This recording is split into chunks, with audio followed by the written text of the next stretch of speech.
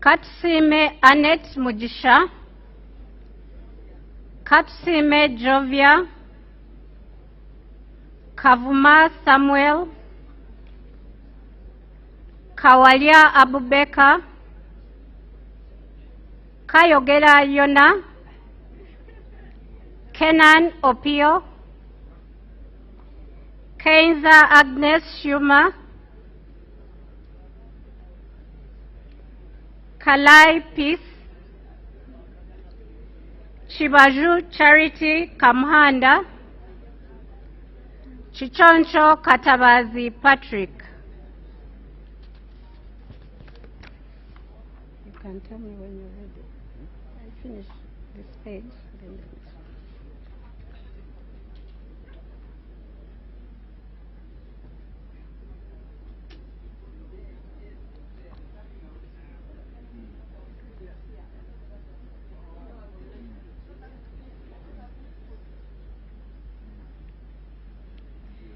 Kiria Grace Padi Wanzala, Kiza Andrew Namitego Kaluya,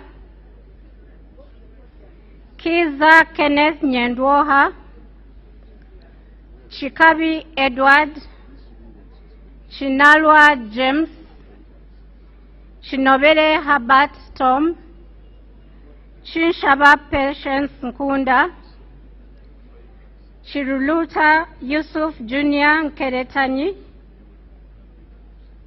Chirumira Hassan, Chirunji Annette Pamela.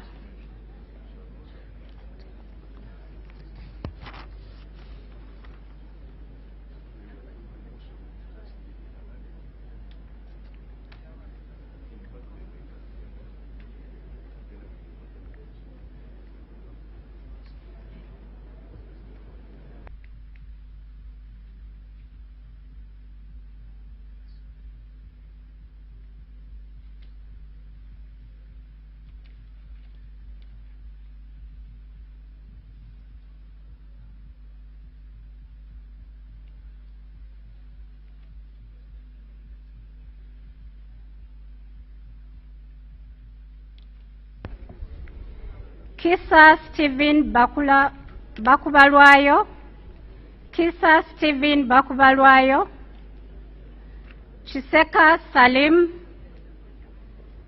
Chitanywa Sowed,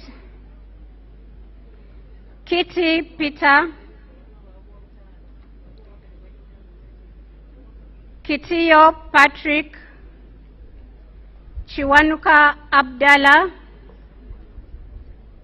Chiwanuka Kefa, Chiwanuka Sulaiman, Chimba Emmanuel, Kiyonga WCB.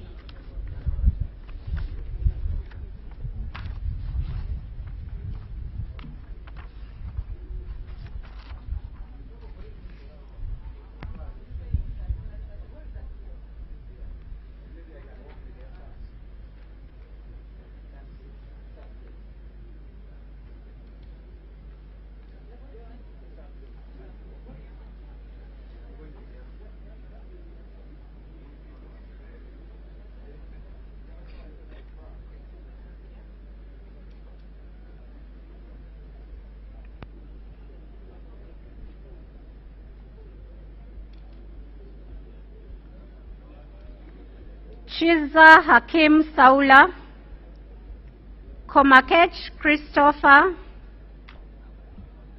Komol Joseph Midi, Kugonza Emily,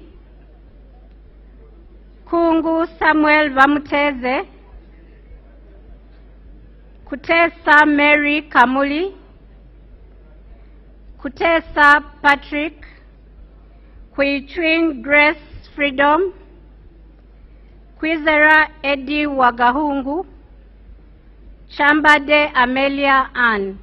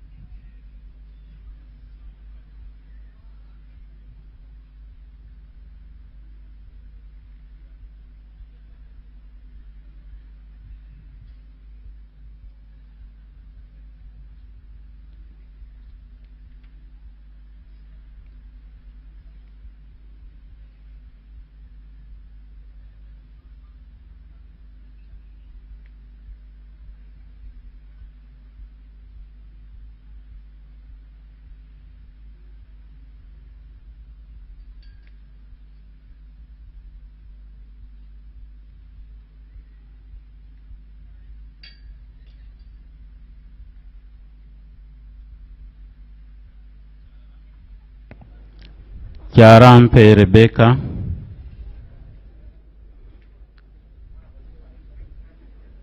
Kyarikunda Twina Mujuni, Kyeyune Haruna Kasoro, Kyeyune Ivan,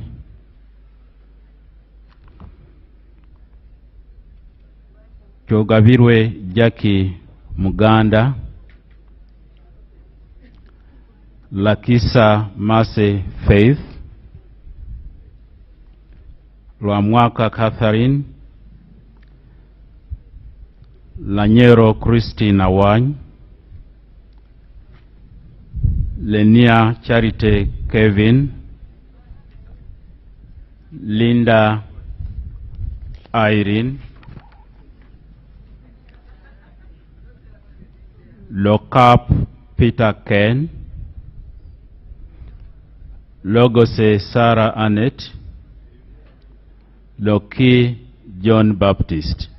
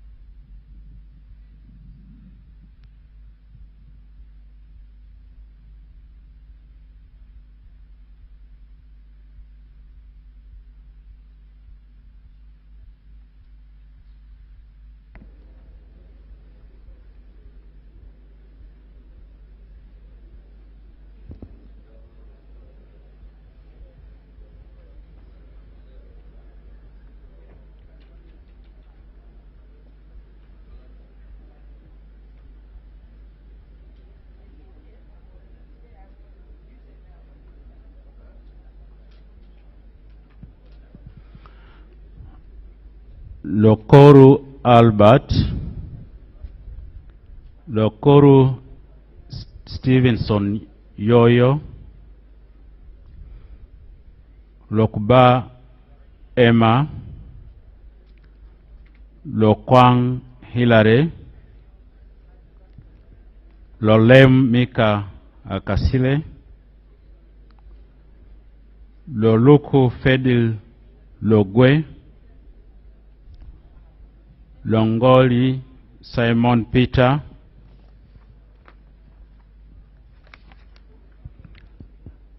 Mara Zahara Loirika, Mafavi Asha Naburo, Maganda Julius Wandera.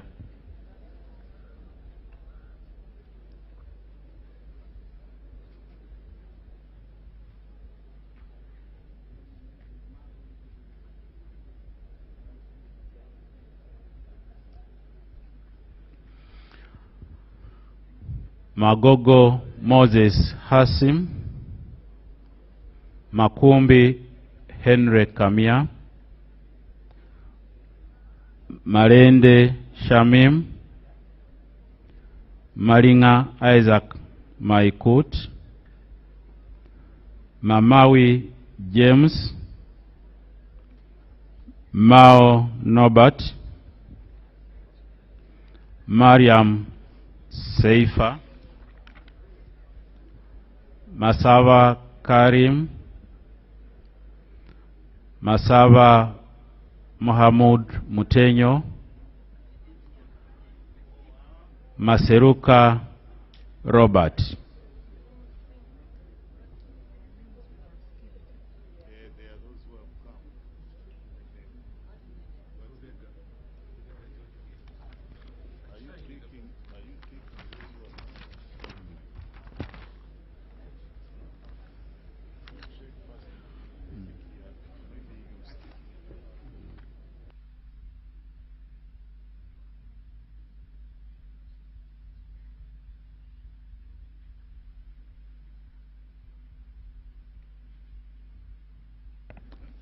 Rubega George Willie,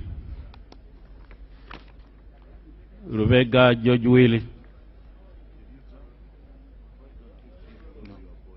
No, we called him.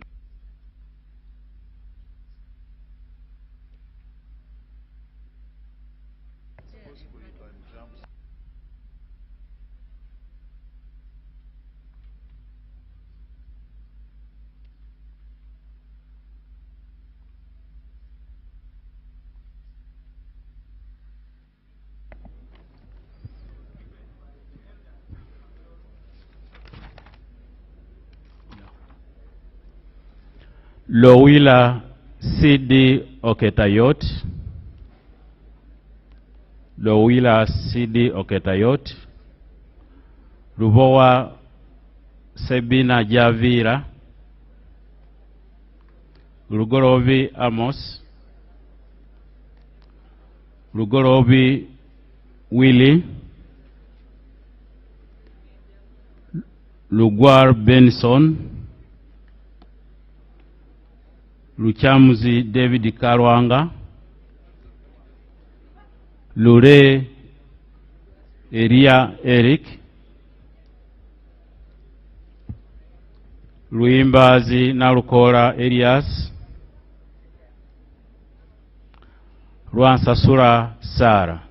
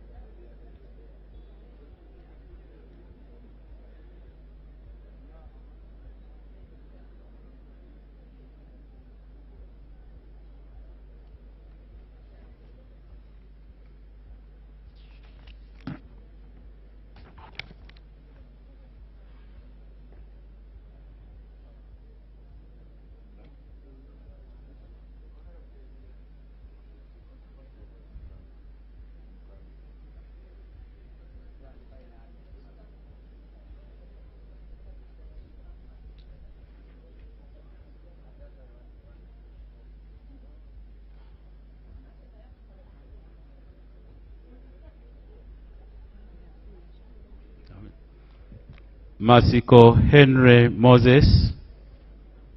Masiko Henry Moses. Matembu Chris Wataka.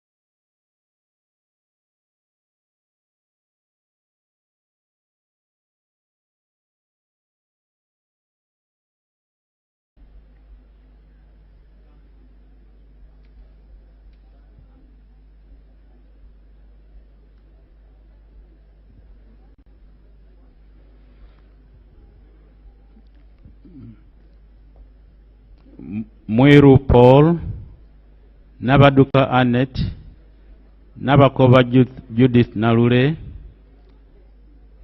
Nabawanuka Sumaya, Nabanja Robina, Nabirie Annette, Nabukenya Brenda, Naguja Judith, Najuma Sarah.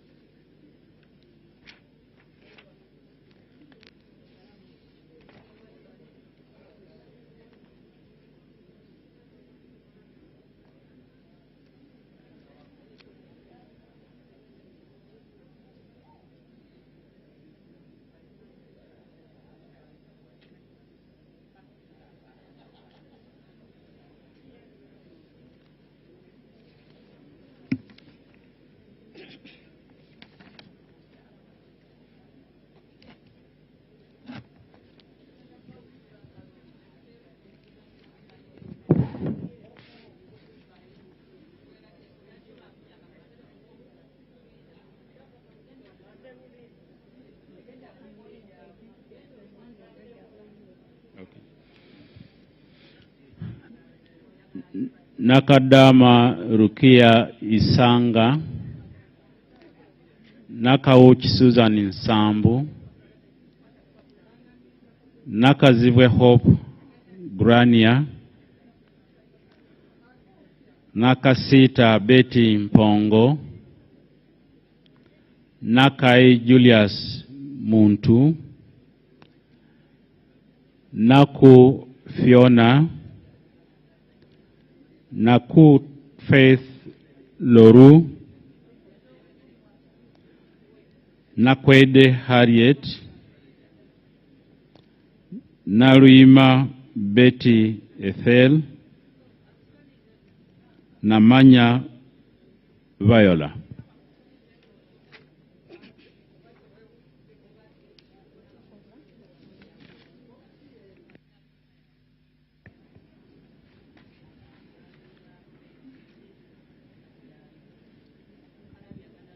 Namara Dennis, Namatende Eunice, Namatovu Mastula, Nambazira Florence, Nambeshe John Baptist, Namboze Teddy, Namboze Teddy, Namere Justin, Namubiru Rabusheja Margaret, Namuganza Passis Princess, Namuju Sisi Dionysia, Namuju Sisi Dionysia.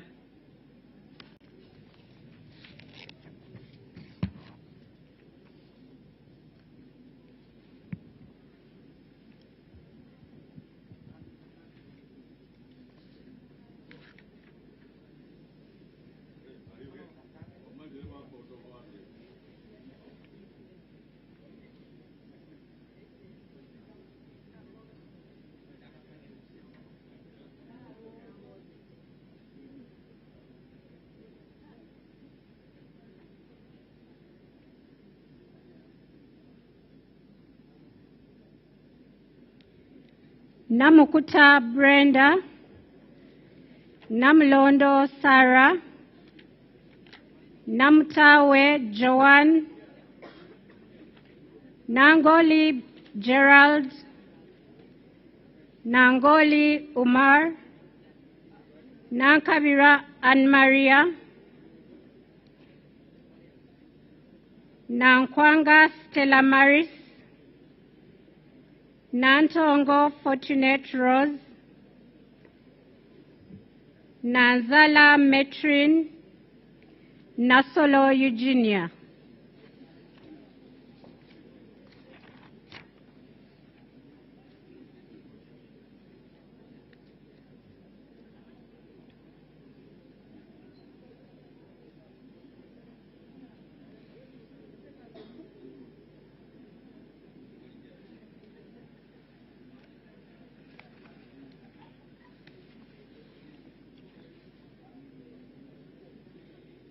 Natumanya Flora, Natulinda Eliab,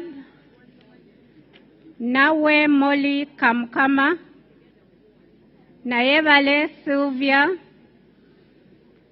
Naziwa Margaret, Ndezi Alex, Nekesa Christine Situma, Ngabirano Charles, Ngompek Linus, Ninkusima John Paul.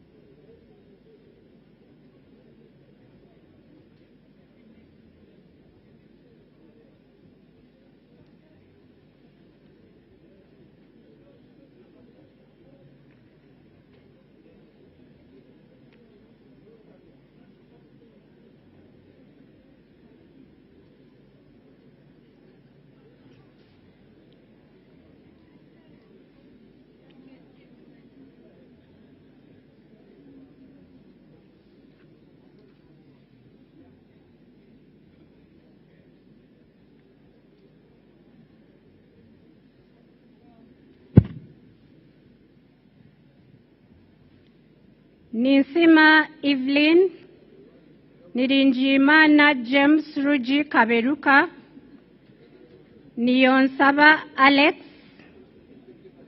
Nkrumah Roland, Nkunyinji Muwada, Namara Annette Oyes Vyamkama, Samba Patrick Oshabe, Segumire Muhammad Chibedi, Ntabazi Harriet, Ntale Sereko Madina.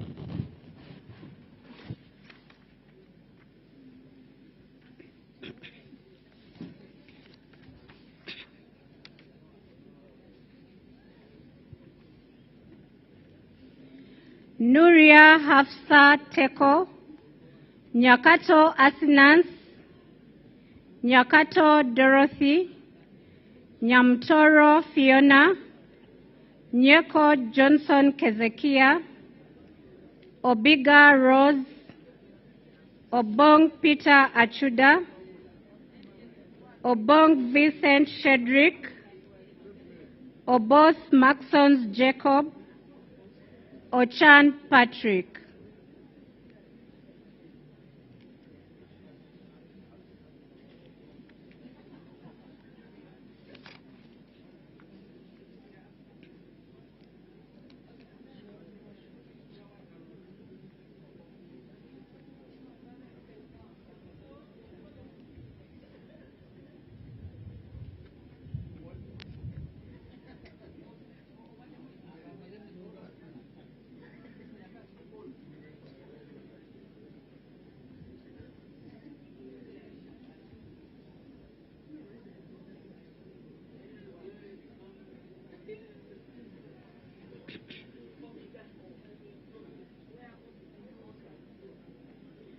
Ochen Geoffrey, Ochai Maximus, Odongo Jeje Abubeka, Odwori John, Ofono Opondo Podel, Ogama Ali Ismail, Ogwal Joseph Jones, Ogwang Patrick Obura, Ogwang Peter, Ojara Martin Mapenduzi.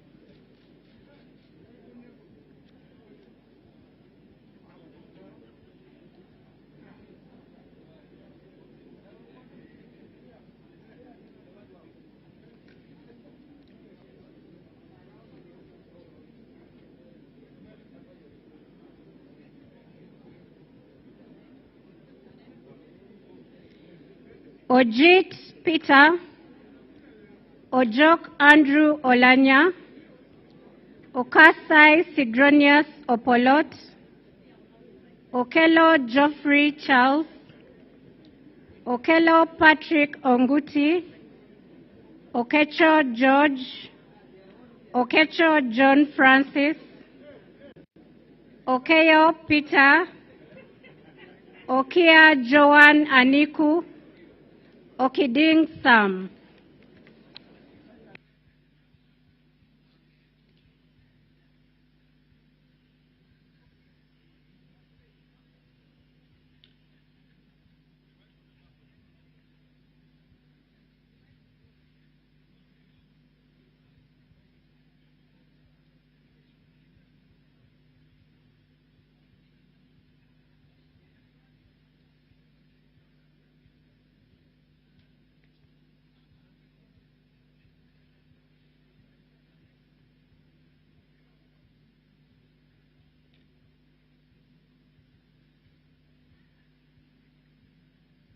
It's time. Let's get started.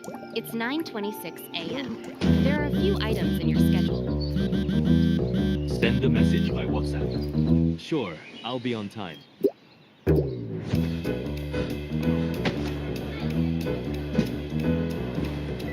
So our agenda for this meeting is simply to It's a bit. Can you hear me now? So our agenda for this meeting is simply to align on. So I think that's all for today. Perfect. Thanks. Catch up later.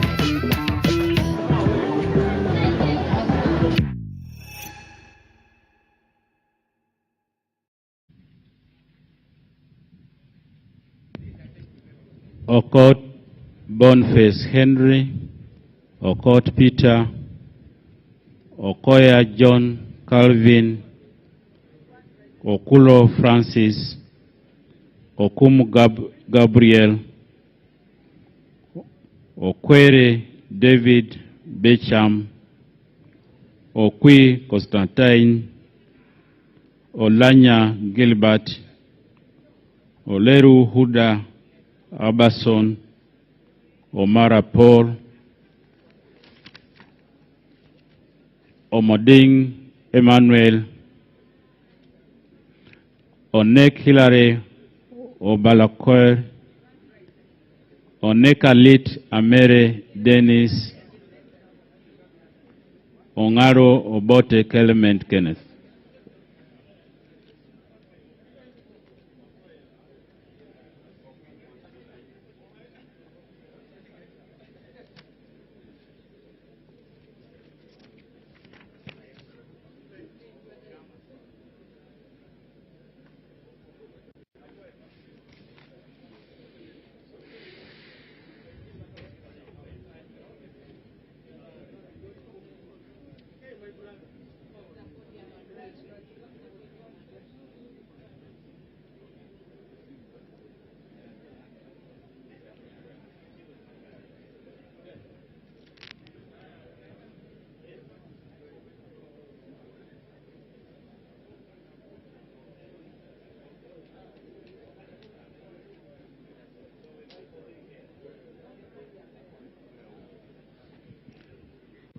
Ongertho Emmanuel Joe, Ongom Patrick, Ongrok Richard, Ongu James, Onzima Fiona, Opio Samuel Achut, Opito Vincent, Opio Danish Geoffrey, Opolot Isiagi Patrick.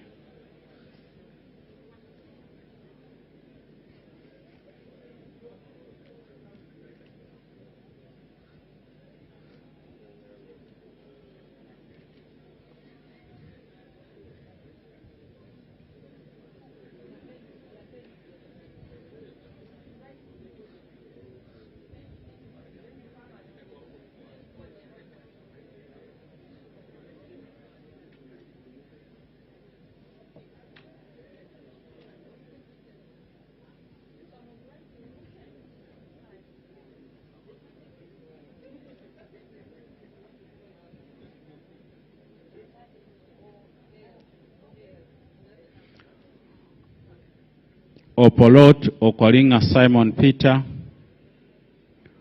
Orgumiriza Enid Athaire, Orone Derek, Oriema Simon Peter Adom, Osoru Morin, Osia Solomon Alemu, Otafire Kahinda, Otim Bernard, Otim Gui Isaac Ismail, Otto Edward McMott.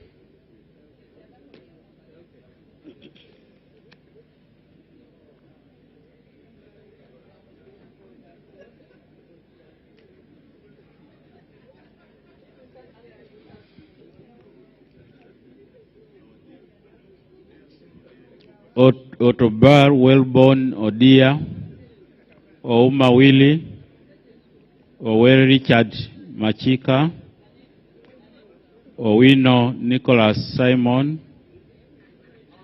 Paka Peter Pex, Paparu Lilian Obial, Pedun Josephine, Rachmari Beatrice, Rugumayo Edison, Rugumayo Edison, Ruhindi Frederick.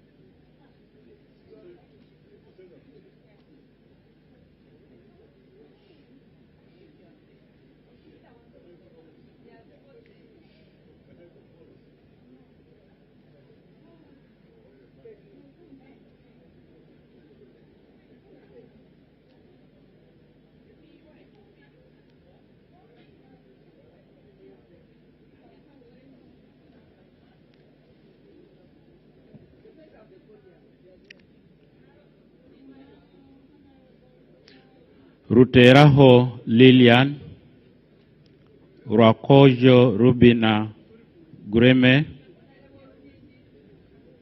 Rwamirama Bright Kanyantore, Rwashande Emmanuel, Sazi Godfrey, Nsange Jacqueline, Sebamara Richard, Sekabira Dennis, Sekindi Aisha, Senteza Richard.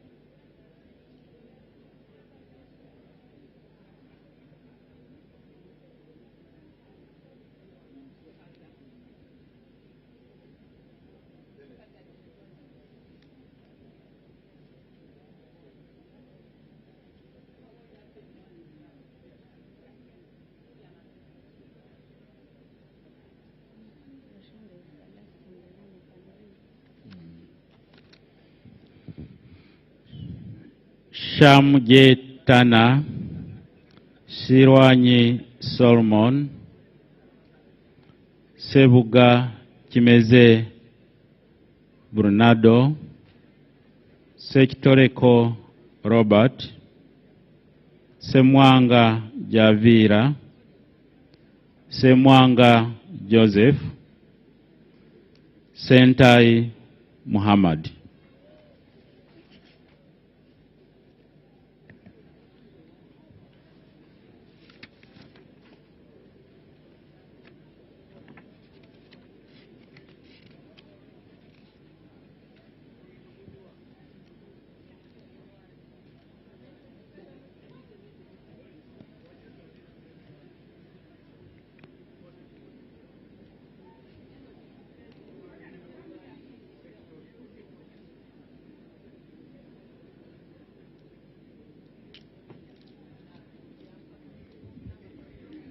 Senyonyi Joel Vesekezi, Serukenya David, Serunjoji Hassan Muchibi, Sewagude Robert, Sewungu Joseph Gonzaga, Suvi Chinyamatama Juliet K, Taban Ate Sharifa, Tayebwa Didas Kabumbuza, Tayebwa Thomas, Tebandeke Charles.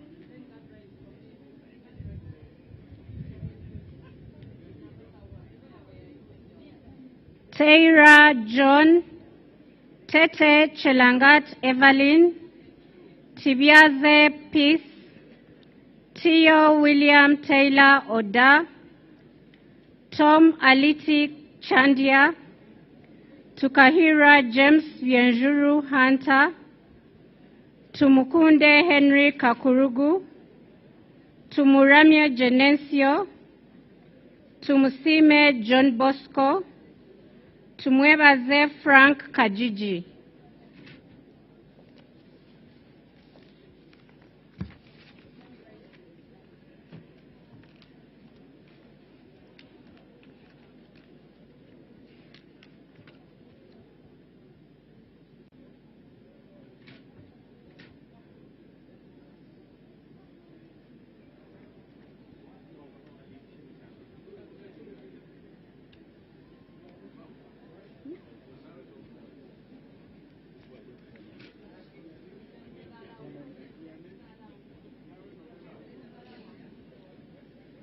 Tumwebaze Mwine, Tumwesije Anthony, Tumwesije Elioda, Tujaikayo Kebirungi Mary Paula, Twala Fadil, Twesige Stephen, Twinamasko Onesimus, Twinomujuni Francis Kazini, Uhuru Nelson, Wako Joy Peggy.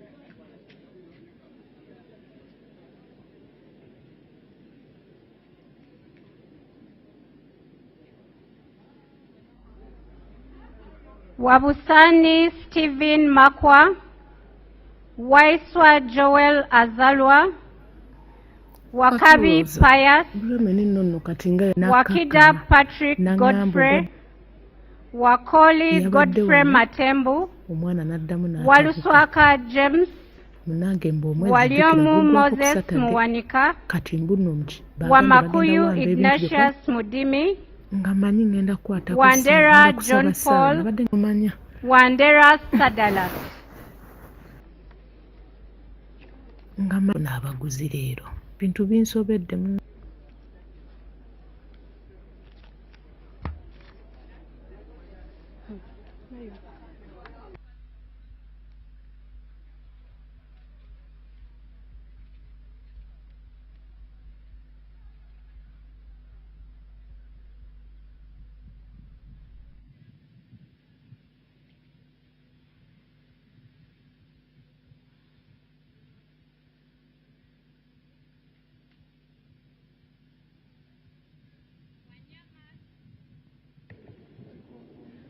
Wanyama Judas Tadeo, Wanyama Richard, Wanyenya Shafiga, Wanyoto Godfrey, Wanyoto Lydia Mutende, Wekomba Sarah Nambozo, Wembabazi Beatrice, Wokuri Geoffrey, Zake Francis, Zambali Blasio Mukasa, Zawede Victorious.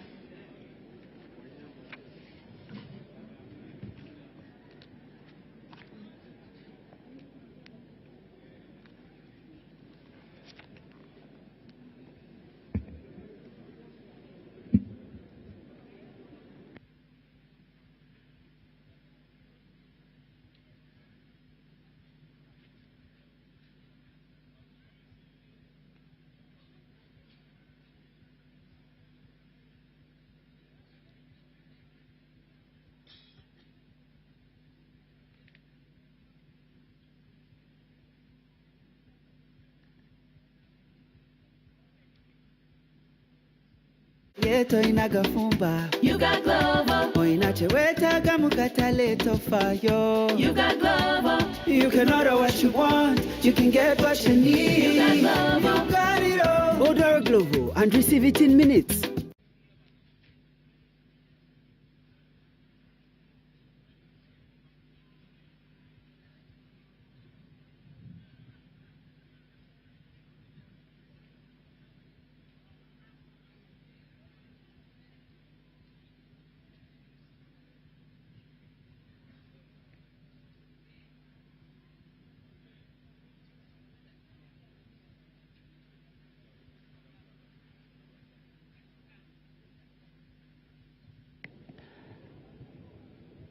According to the list I've been following, I think the list is over. If there is any person whose name has not been read, you can step forward and be verified.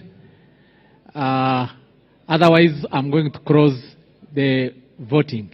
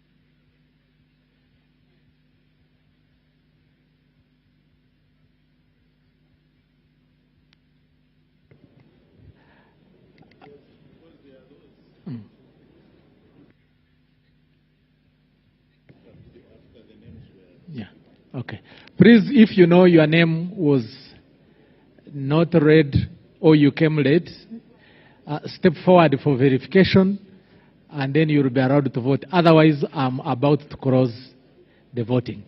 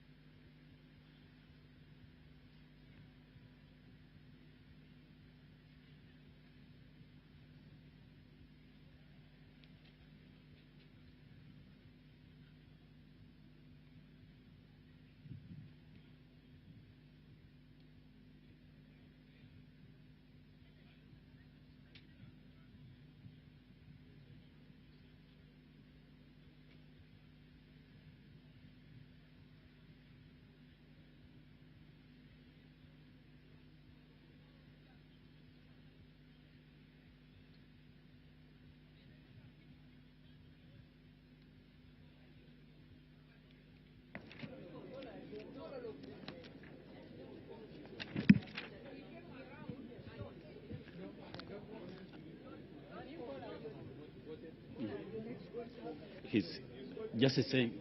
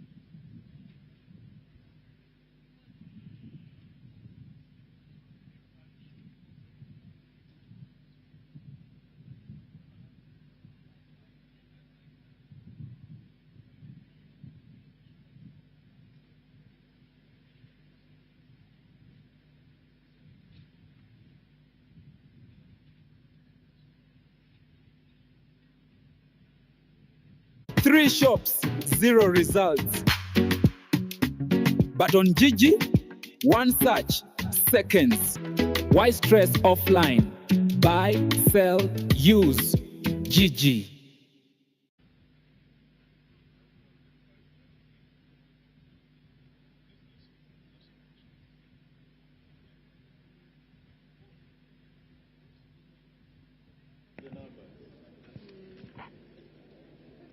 Leon York Odiria.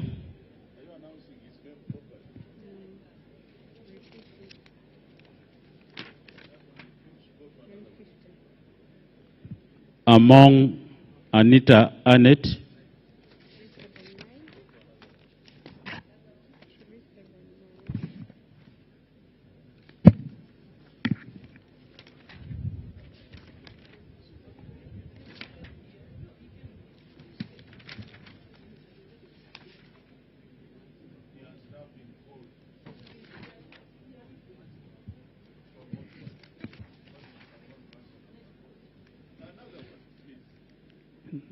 Niringimana James Rugi Kaberuka.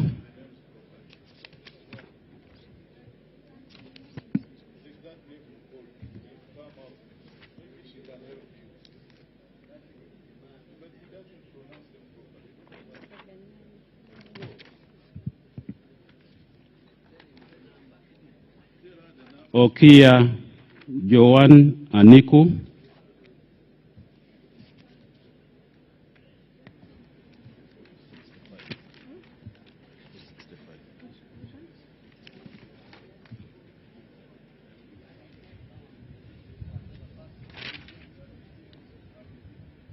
Sanzi Godfrey,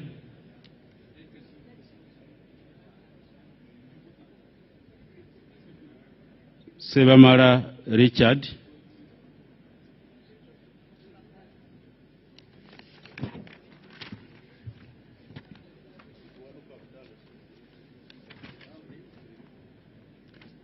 Zawede Victorious,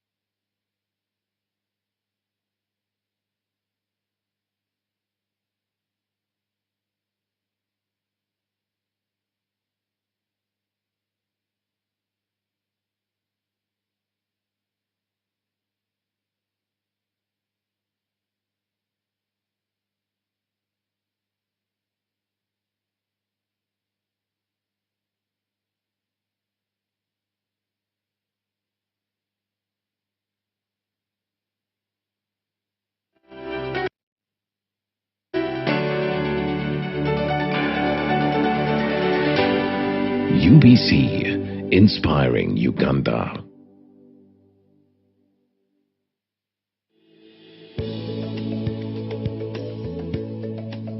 PDM has come to Kabarole. It was welcomed. I can see the enthusiasm the community put in. All the stakeholders actually welcomed PDM. And the PDM has helped so much organize the communities at the grassroots level, actually from village level up to parish, sub-county, up to district. So that now, you know, the people are working in silos or scattered here and there. But when PDM came, it organized them into enterprise groups, right from the village level, parish level, sub-county level, district level. Of course, now we are talking, if we talk of a banana enterprise, you'll find that they are organized at village level, they are organized at parish level, they are organized at sub-county level, they are organized up to district level. We can know these people belong to the banana enterprise group. Same with other enterprises like the dairy enterprise group, like the piggery enterprise group, the fisheries enterprise group, and the apiculture or the beekeeping enterprise groups. So this has been a big achievement. So they've been really empowered. Some of them, they made circles, where the circles have been, to date, I think they have about 109,200,000 shillings. So these have been...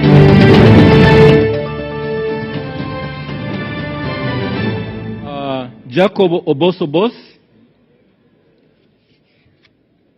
Honorable Mwiru Paul,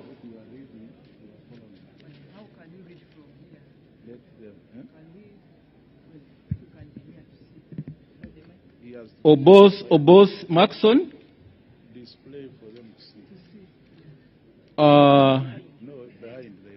Oboth Maxon, Oboth Jacob,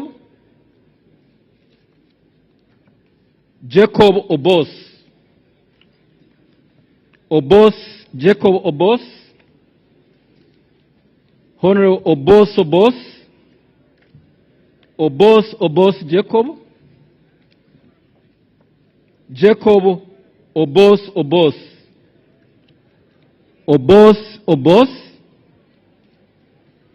Jacob Maxon Oboth, Jacob Maxon Oboth, Oboth Honorable, Mwiru Paul, Oboth Jacob, Oboth Jacob, Mwiru Paul, Jacob Oboth Oboth, Jacob Oboth, Jacob Maxon Oboth, Jacob Oboth, Oboth Oboth,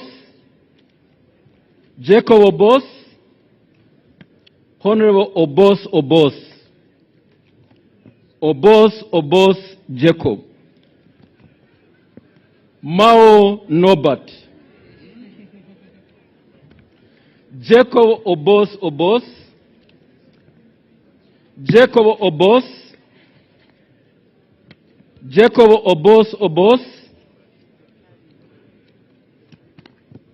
Oboth, Jacob, Mwiru Paul, Jacob Oboth,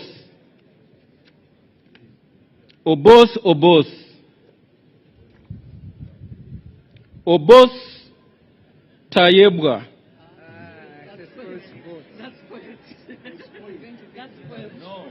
yes. Spoiled? No, we don't have a candidate. Yeah. It's just an error. Or both? We don't have a candidate. No, we don't have a candidate for both. Yeah. No. Yes. Yeah. Jacob Oboth, Oboth, Jacob Oboth, Jacob Oboth, Jacob Oboth Maxon, Oboth,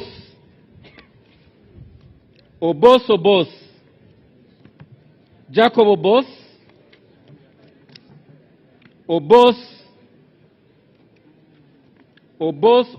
Jacob, Honorable Jacob Oboth,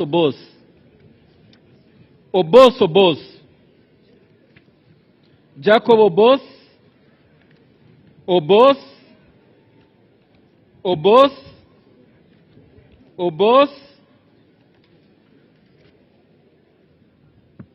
Jacob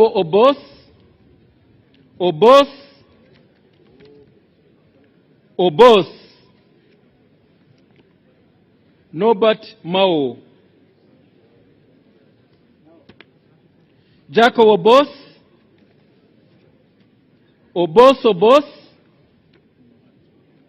Jacob Oboth,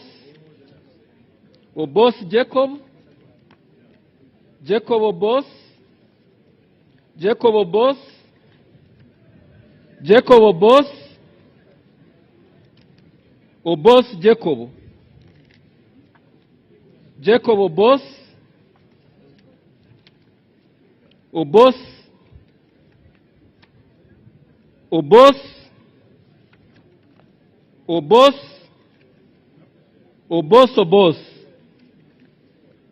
Jacob Oboth, Jacob Oboth, Paul Mwiru, Nobert Mao, Oboth,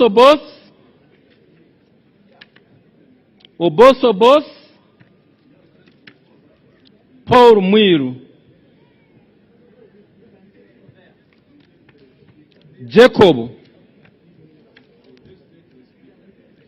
Oboth,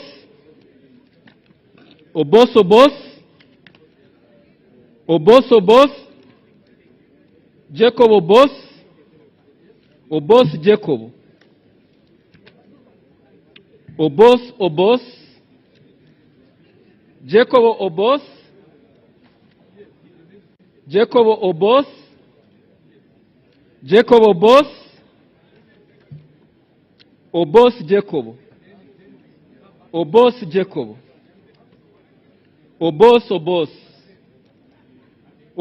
Jacob, Oboth, Oboth, Oboth, Oboth, Oboth, Oboth, Paul Mwiru. Jacob Oboth, Jacob Oboth, Oboth, Oboth, Jacob Oboth, Jacob Oboth, Jacob Oboth, Paul Mwiru. Oboth Jacob. Jacob Oboth. Oboth Jacob. Oboth Jacob. Oboth Jacob. Jacob Oboth. Jacob Oboth. Oboth Oboth. Oboth Jacob. Oboth Jacob. Oboth. Oboth Jacob. Oboth Jacob. Oboth Jacob. Oboth. Jacob Oboth.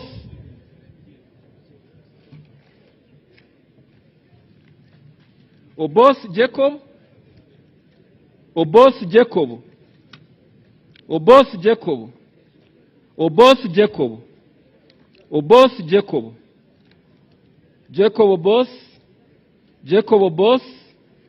Jacob Oboth. Jacob Oboth. Jacob Oboth. Mao Nobert. Oboth Oboth. Oboth Oboth. Oboth Jacob. Oboth Oboth. Oboth Oboth. Oboth Oboth. Paul Mwiru. Maxon Oboth. Jacob Oboth. Jacob Oboth. Tayebwa Thomas. Spoiled vote. Oboth Jacob. Oboth Jacob. Oboth Jacob. Oboth. Jacob Maxon Oboth. Mwiru. Mwiru Paul. Oboth Oboth. Oboth Jacob. Oboth Jacob. Jacob Oboth. Paul Mwiru. Jacob Oboth. Oboth Jacob. Jacob Oboth. Oboth Oboth. Jacob Oboth. Jacob Oboth. Jacob Oboth. Oboth Oboth. Oboth Oboth. Jacob Oboth. Jacob Oboth. Oboth Oboth. Jacob Oboth. Oboth Oboth. Oboth. Jacob Oboth. Oboth Jacob. Oboth Oboth Jacob. So, Honorable Jacob Oboth. Jacob Oboth. Jacob Oboth. Jacob Oboth. Jacob Oboth. Jacob Oboth. Jacob Oboth. Jacob Oboth. Jacob Oboth. Jacob Oboth. Jacob Oboth. Paul Mwiru. Jacob Oboth. Jacob Oboth. Mao Nobert. Paul Mwiru. Jacob Oboth. Jacob Oboth. Jacob Oboth. Oboth Maxon. Jacob Oboth. Jacob Oboth. Oboth Jacob. Paul Mwiru, Jacob Oboth, Oboth, Oboth, Oboth, Paul Mwiru, Oboth, Oboth, Oboth, Oboth, Paul Mwiru, Paul Mwiru, Jacob Oboth, Oboth Jacob, Jacob Oboth, Oboth Jacob, Oboth Oboth, Paul Mwiru, Paul Mwiru, Jacob Oboth, Jacob Oboth, Jacob Oboth, Jacob Oboth, Jacob Oboth, Jacob Oboth, Paul Mwiru, Oboth Jacob, Oboth Oboth, Jacob Oboth, Jacob Oboth, Jacob Oboth, Oboth Oboth, Paul Mwiru, Paul Mwiru,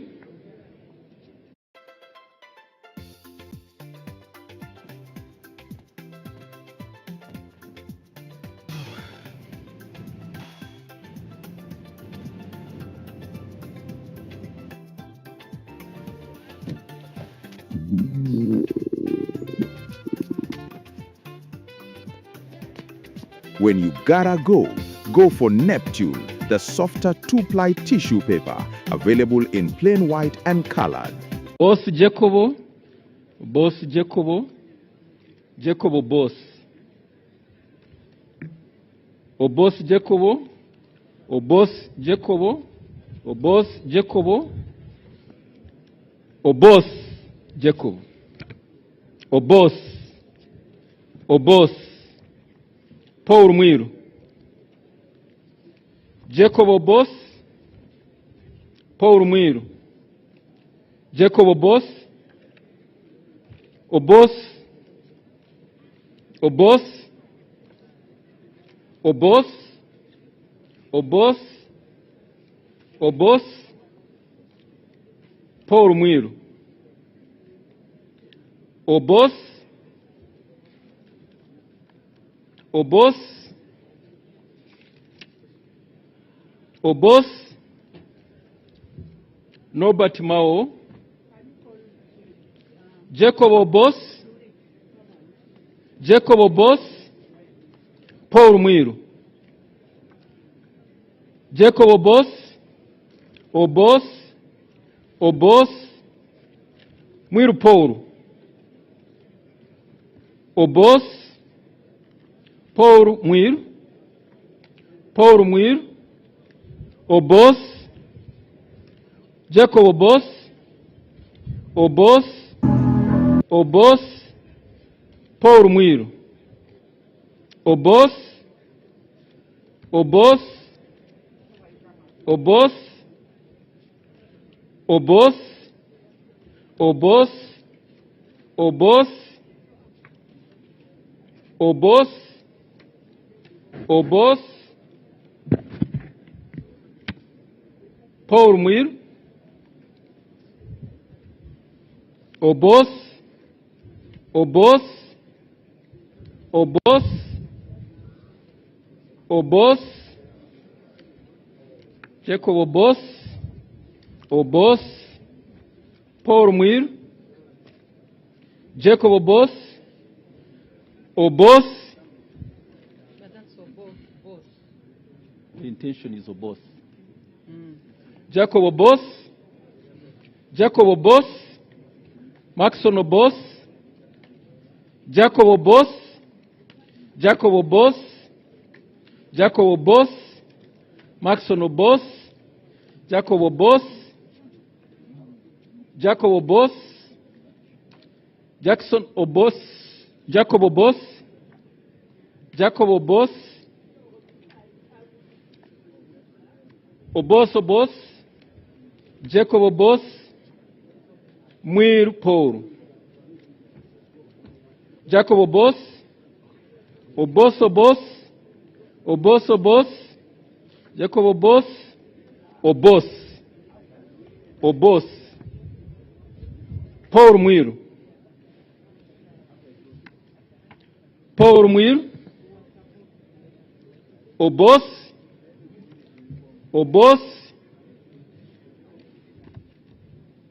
Jacob, Oboth,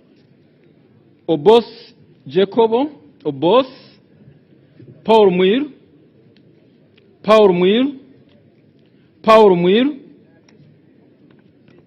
Oboth, Jacob, Oboth,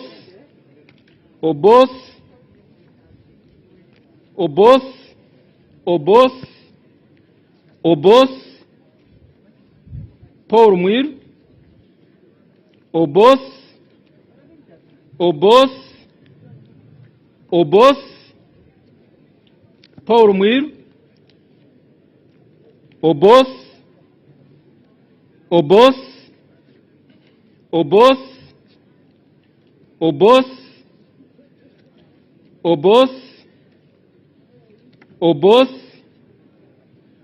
Mwiru,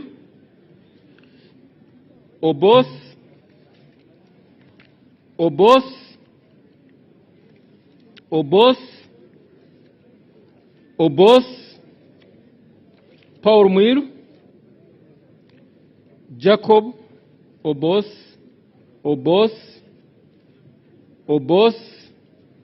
Paul Mwiru, Jacob Oboth, Paul Mwiru, Oboth,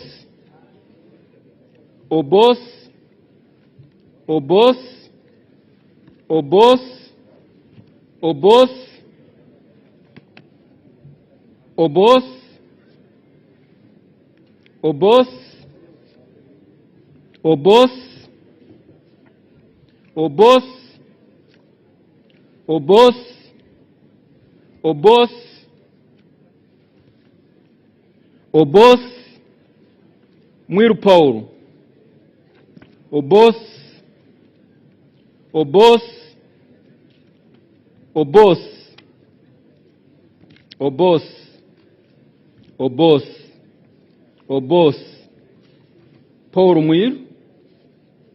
Paul Mwiru,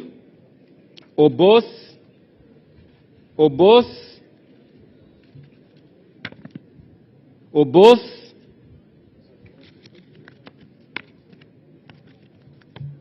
Mao Nobert,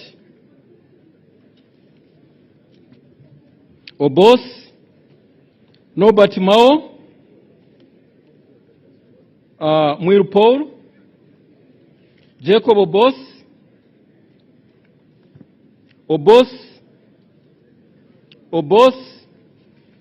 Jacob Oboth,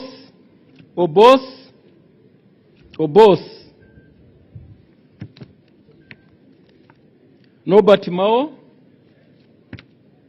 Oboth,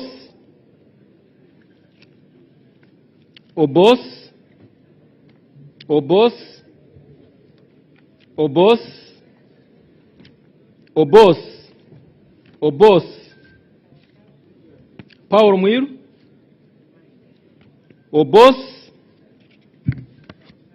Oboth, Nobert Mao, Jacob Oboth,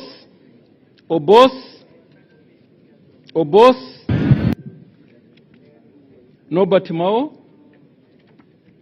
Jacob Oboth,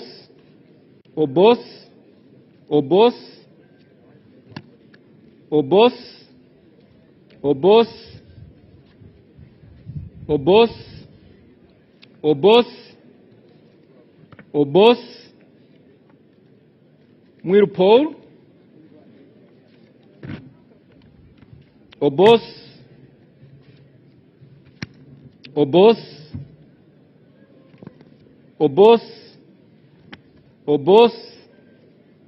Oboth,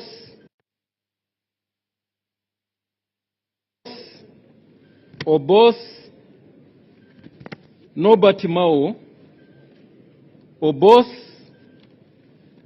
Oboth, Oboth, Oboth, Paul Mwiru, Paul Mwiru, Oboth, Oboth, Oboth, Oboth, Paul Mwiru, Nobert Mao, Oboth, Oboth, Oboth, Oboth, Oboth, Oboth, Oboth, Oboth, Oboth, Oboth, Oboth, Oboth, Tayebwa Thomas, Deputy Speaker. Spoiled vote. Oboth, Oboth, Jacob Oboth, Jacob Oboth, Mwiru Paul, Oboth, Oboth, Oboth, Oboth, Oboth, Oboth, Nobert Mao.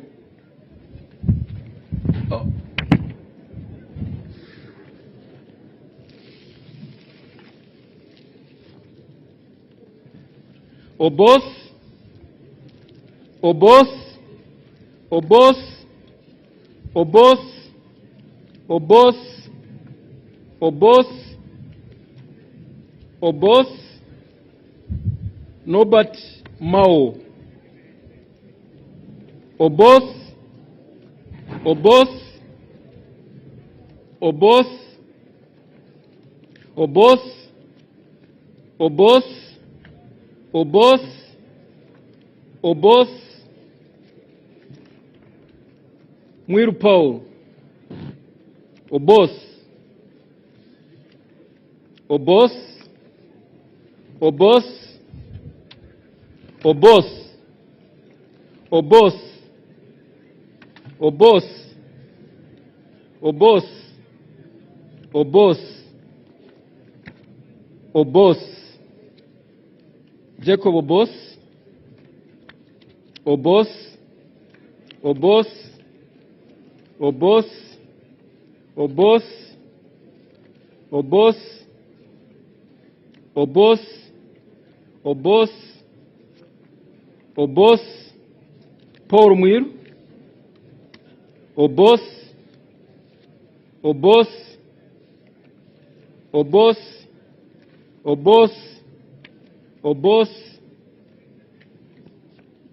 Oboth,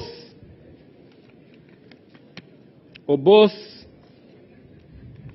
Oboth,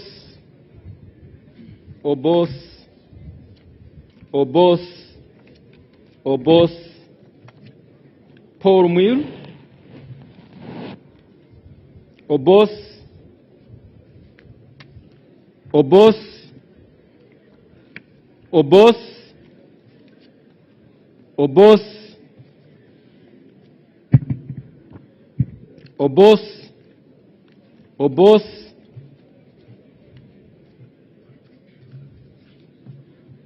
Oboth, Paul Mwiru, Oboth, Oboth, Oboth, Oboth, Oboth, Jacob Oboth, and finally Jacob Oboth.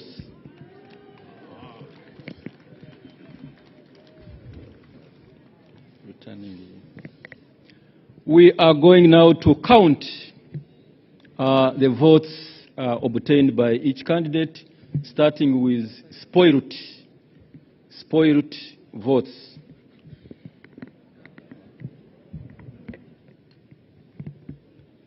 Should I just use one? 1, 2, and 3. 3 spoiled votes.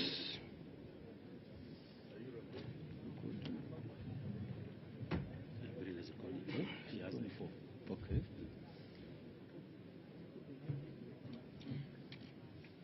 I shall invite the clerk with Honorable Nobert Mau's votes to count one by one. 1, 2, 3, 4, 5, 6, 7, 8, 9, 10, 11, 12, 13, 14, 15.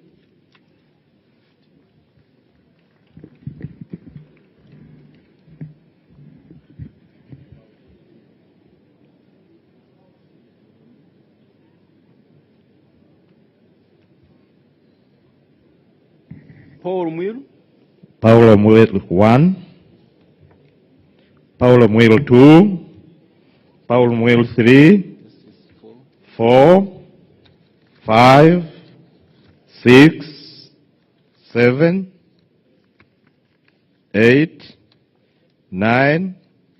10. 11. 12. 13. 14. 15, 16, 17, 18, 19, 20, 21, 22, 23, 24, 25, 26, 27, 28, 29, 30. 31, 32, 33, 34, 35, 36, 37, 38, 39, 40, 41, 42, 43, 44, 45, 46, 47, 48, 49, 50, 51, 52, 53, 54, 55, 56, 57, 58, 59, 60.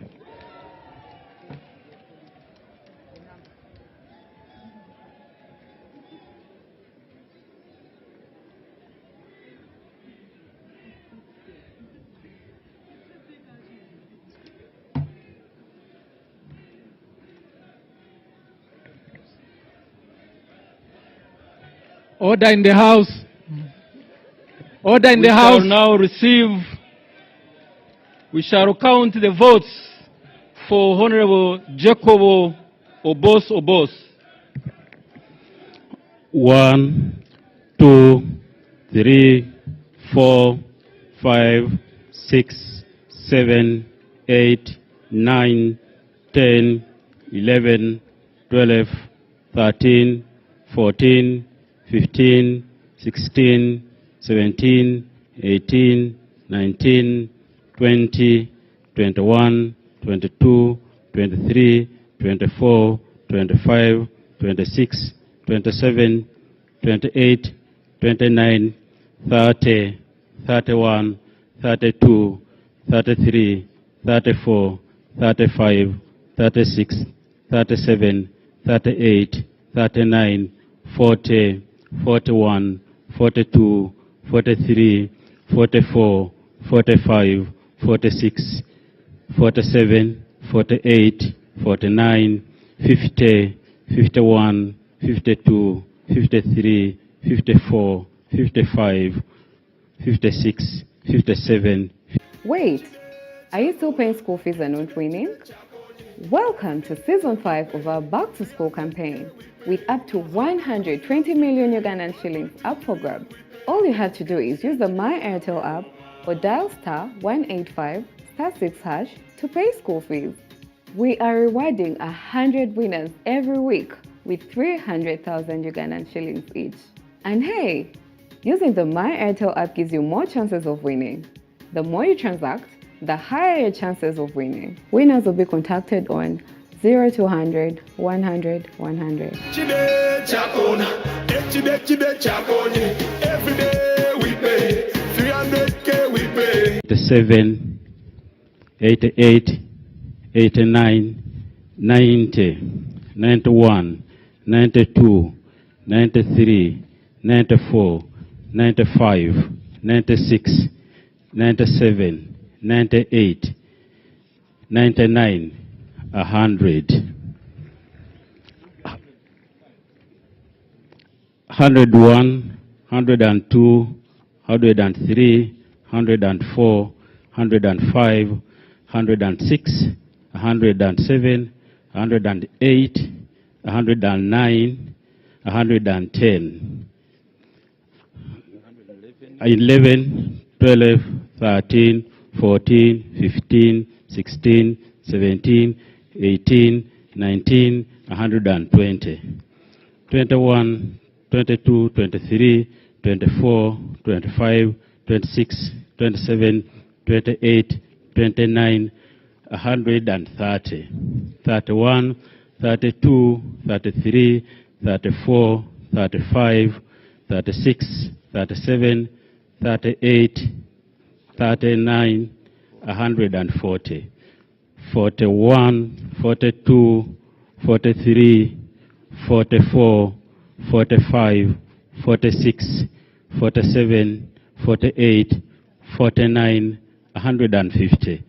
51, 52, 53, 54, 55, 56, 57, 58, 59, 160.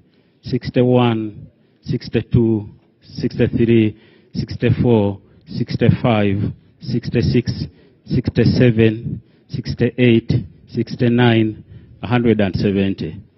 71, 72, 73, 74, 75, 76, 77, 78, 79, 180.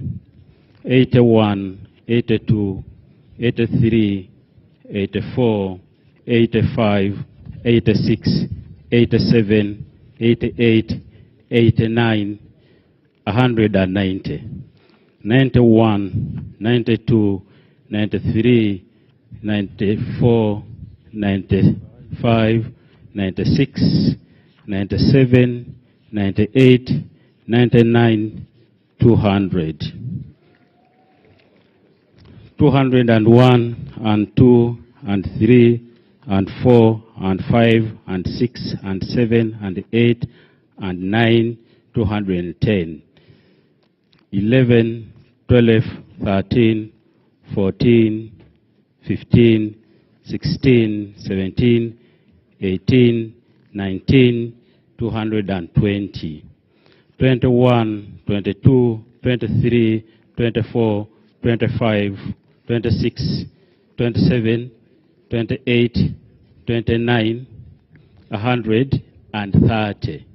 31, 32, 33, 34, 35, 36, 37, 38, 39, 240.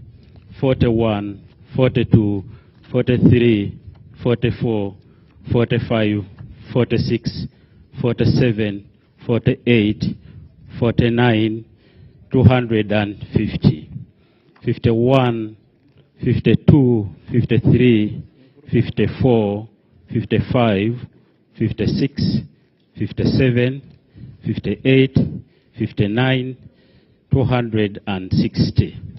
61, 62, 63, 64, 65, 66, 67, 68, 69, 270, 71, 72, 73, 74, 75, 76, 77, 78, 79, 280, 81, 82, 83, 84, 85, 86, 87, 88, 89, 290, 91, 92, 93, 94, 95, 96, 97, 98, 99, 300.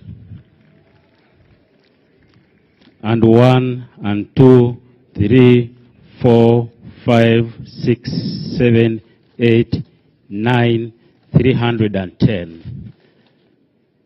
11, 12, 13, 14, 15, 16, 17, 18, 19, 20, 320, and 21, 22, 23, 24, 25, 26, 27, 28, 29, 330, 31, 32, 33, 34, 35, 36, 37, 38, 39, 340, 41, 42, 43, 44, 45, 46, 47, 48, 49, 350, 51, 52, 53, 54, 55,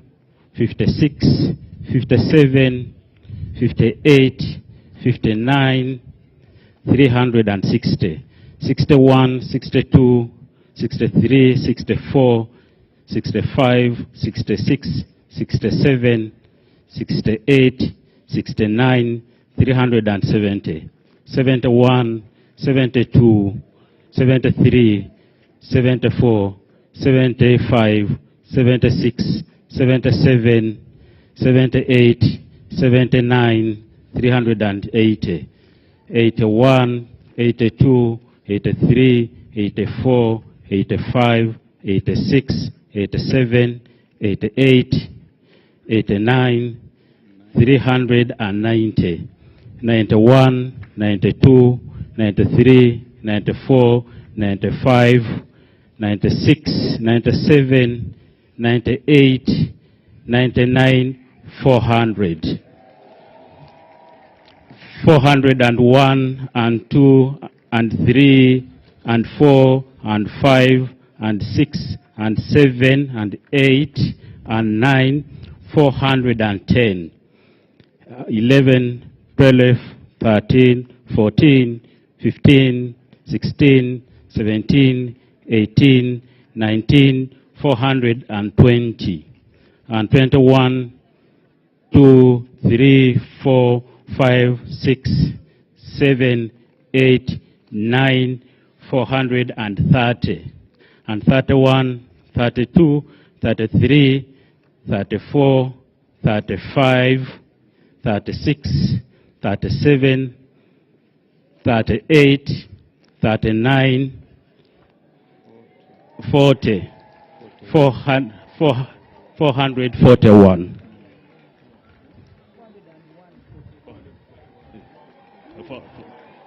400.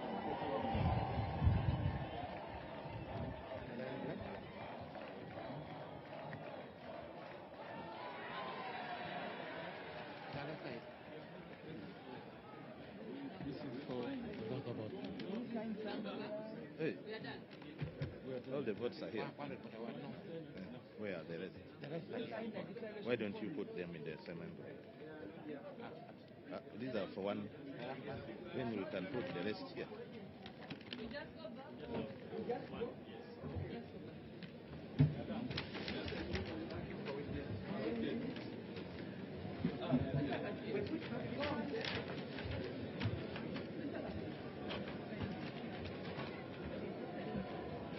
These are all our friends. We can go to them.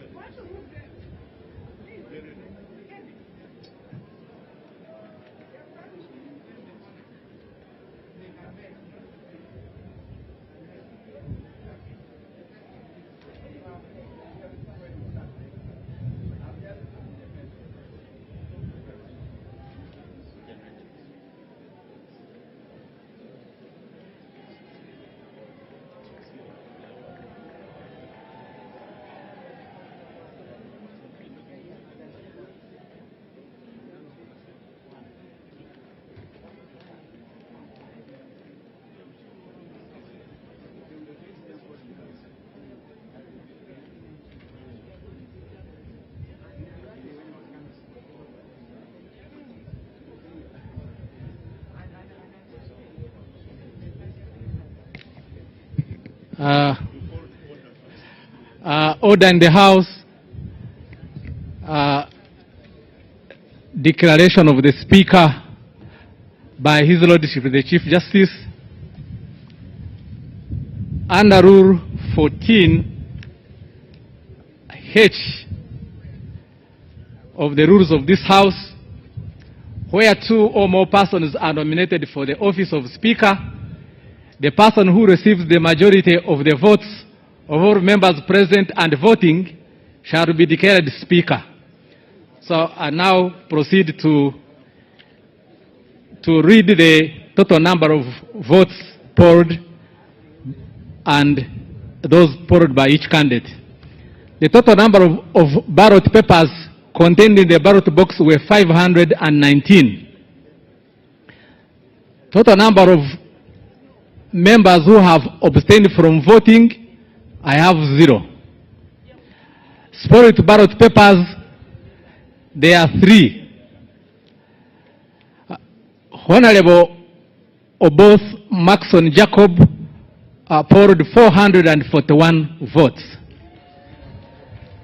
Honorable Mwiru polled 60 votes. Honorable Nobert polled 15 votes. I therefore declare Honorable Oboth Maxon Jacob, who has obtained the highest number of 441 votes cast, as the Speaker-elect of the 12th Parliament.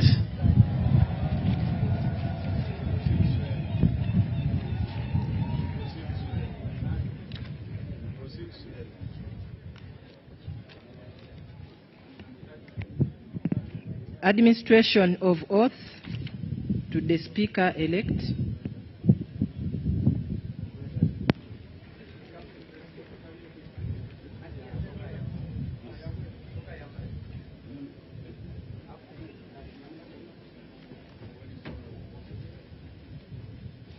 I call upon the duly elected member as Speaker of Parliament to step forward for administration of the oath.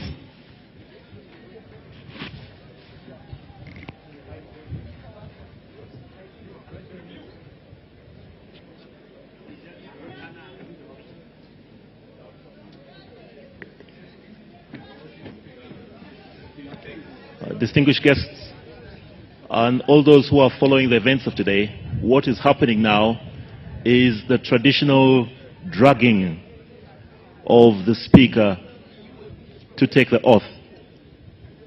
Those who have been following have noted that the Honorable Jacob Oboth has polled 441, which is the majority number of votes cast, and he is now being presented to His Excellency the President for the administration of the oath.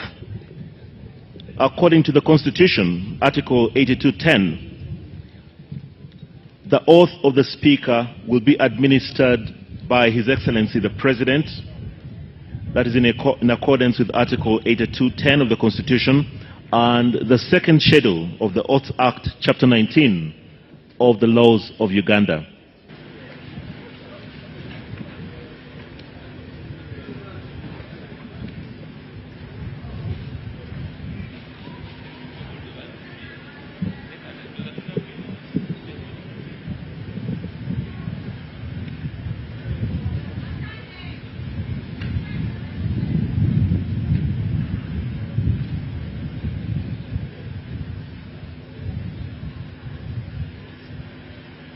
I, Oboth Maxon Jacob, swear in the name of the Almighty God that I will at all times well and truly serve the Republic of Uganda in the office of the Speaker, and that I will support and uphold the Constitution of the Republic of Uganda as by law established. So help me God.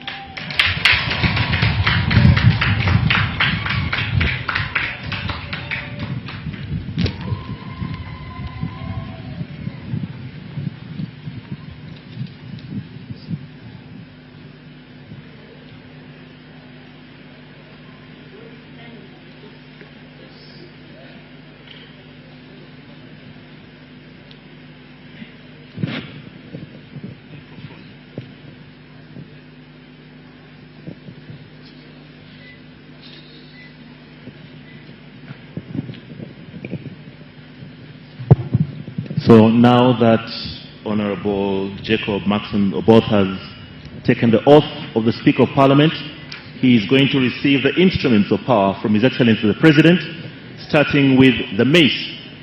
The mace is the traditional symbol of the authority of Parliament, the authority of the Speaker of Parliament, and this will be handed over by His Excellency the President to the new Speaker of the 12th Parliament of the Republic of Uganda.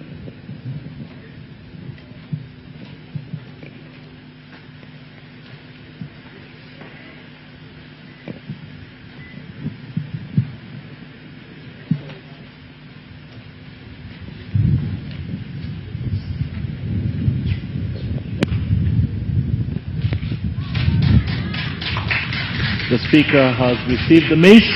He has received the authority over Parliament. Next, he will be given the Uganda flag. Parliament is a custodian of the Uganda flag, and His Excellency the President shall hand over the Uganda flag to the new Speaker of Parliament.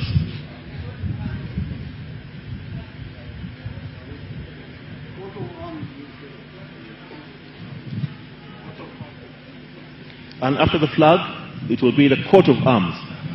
Parliament is a custodian of the coat of arms. This will be handed over.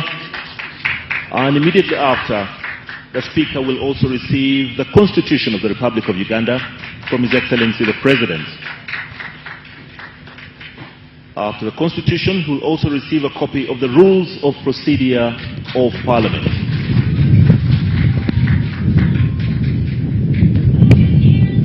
And the final instrument of power that the Speaker receives will be the Speaker's robes. And once he has received the robes, once he has been robed, then he is fully in the stead of the Right Honourable Speaker of the 12th Parliament of the Republic of Uganda.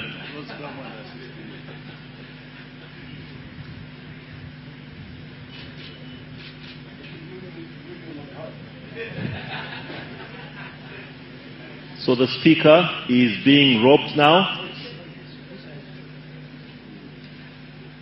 These are the ceremonial robes of the Right Honourable Speaker of the Parliament of Uganda. So at this moment, we can proudly say that the 12th Parliament of the Republic of Uganda has a new Speaker.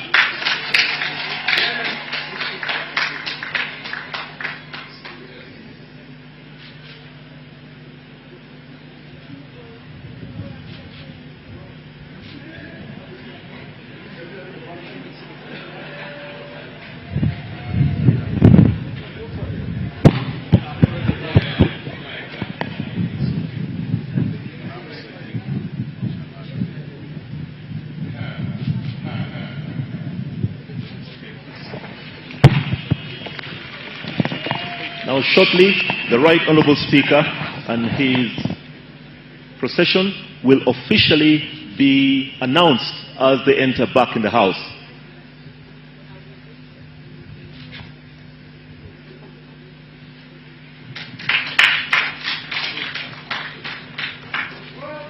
So, ladies and gentlemen, that is the procession of the Right Honourable Speaker of the 12th Parliament of Uganda, the Right Honourable Jacob Maxon Oboth.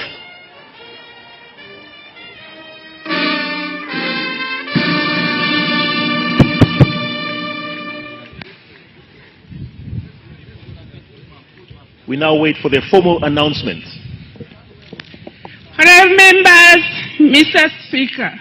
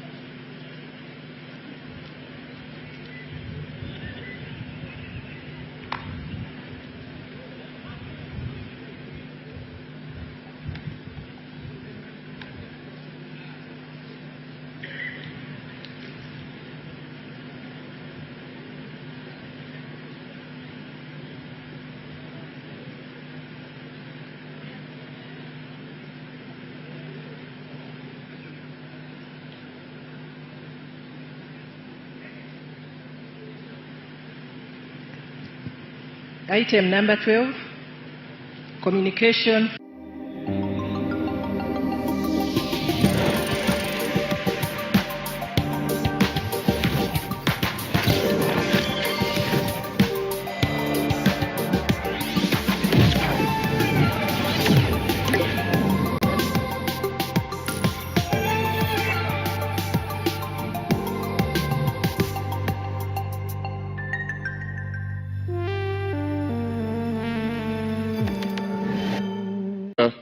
Flavian Seizure, the Clerk of Parliament, honorable members of Parliament, all staff of Parliament, the media, all Ugandans near and far who are following these events. Ladies and gentlemen, I greet you all in the name of our Lord Jesus Christ. Your Excellency and honorable colleagues, allow me to start by thanking God for this great day that the Lord has made. It is one of those great moments in our nation's history only made possible by the Almighty God. Let me share with you two verses from the Holy Book. The first one is in Isaiah, drawn from Isaiah 60:22, which says, "When the time is right, I, the Lord, will make it happen." The other is from the book of Habakkuk 2, verse 3, which says, "For the revelation awaits an appointed time. It speaks of the end and will not prove false. Though it linger, wait for it. It will certainly come and will not delay." I can testify before you all gathered here today that faithful and strategic patience has brought us this far, and we cannot thank God enough. I am therefore not standing before you today in this official speaker's regalia accidentally, but because God has made it all possible. For a boy who grew up in a rural village called Mwiru in Toro district, who hustled to attain better education, and today, right now, stands before you as the Speaker of the 12th Parliament, it could only be by divine grace. And to God be the glory. I wish to thank my NRM party chairman, His Excellency Yoweri Museveni, for the confidence and trust he showed in my abilities since 2011.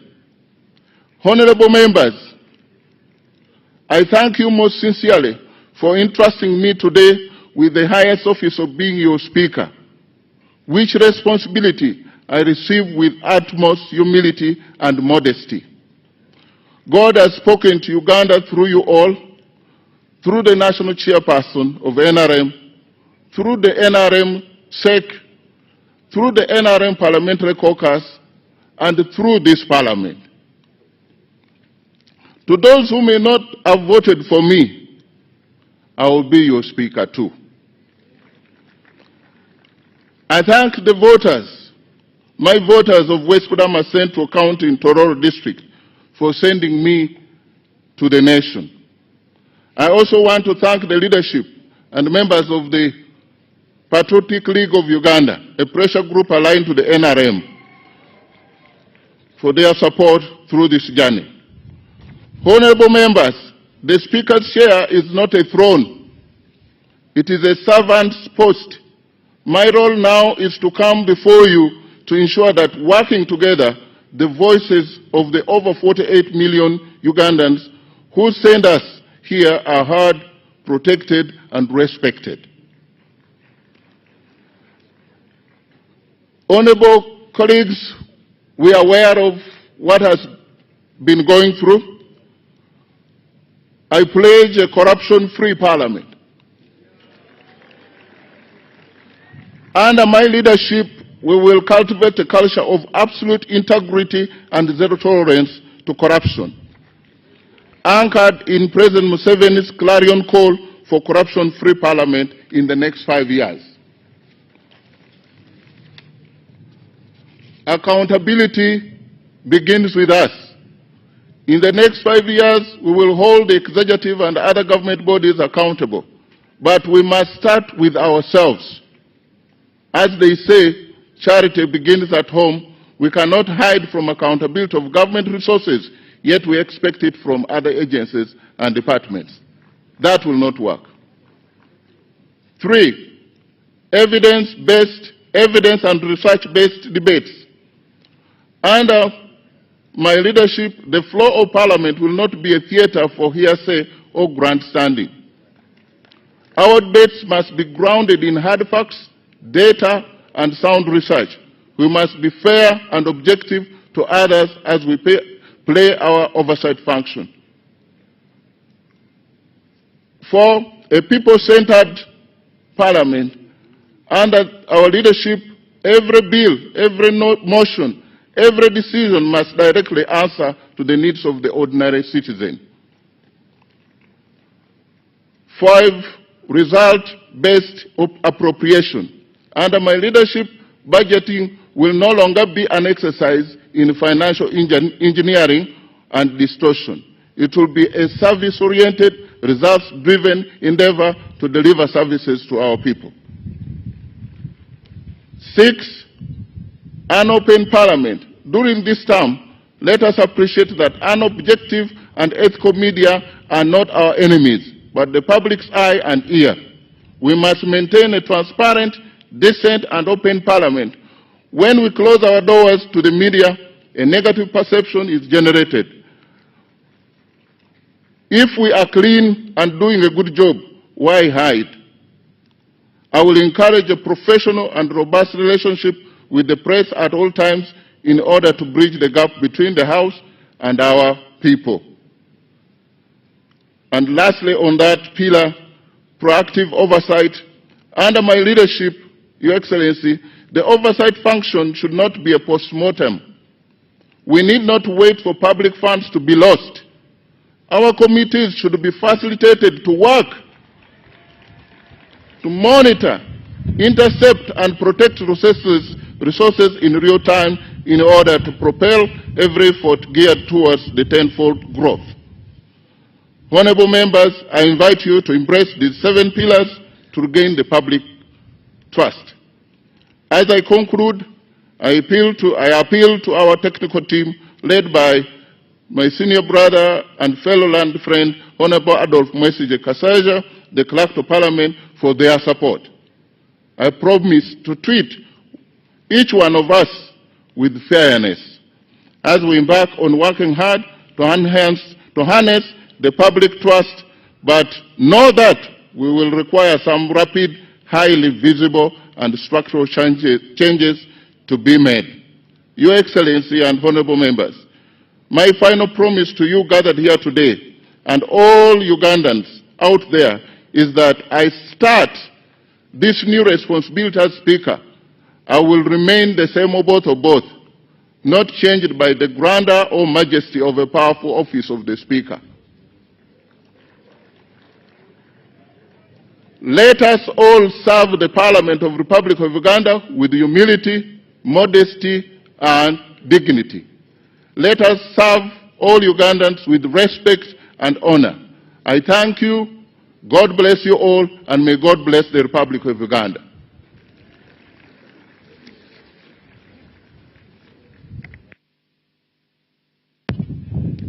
Election of Deputy Speaker.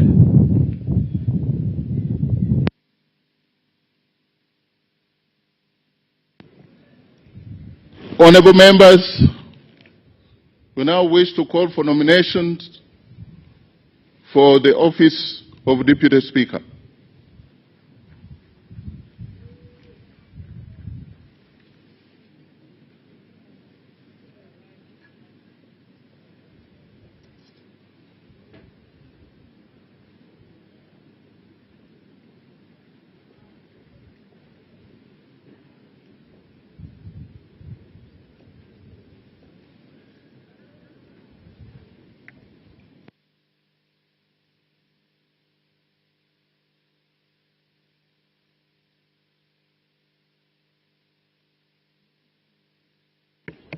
Your Excellency, the President of the Republic of Uganda, my Lord the Chief Justice, the Right Honorable Speaker, honorable members, my name is Dr. Eunice Otoko Apio, the Member of Parliament representing the great people of Oyam County North in Oyam District. Honorable Speaker, women do matter in the affairs of this country and at all levels of leadership.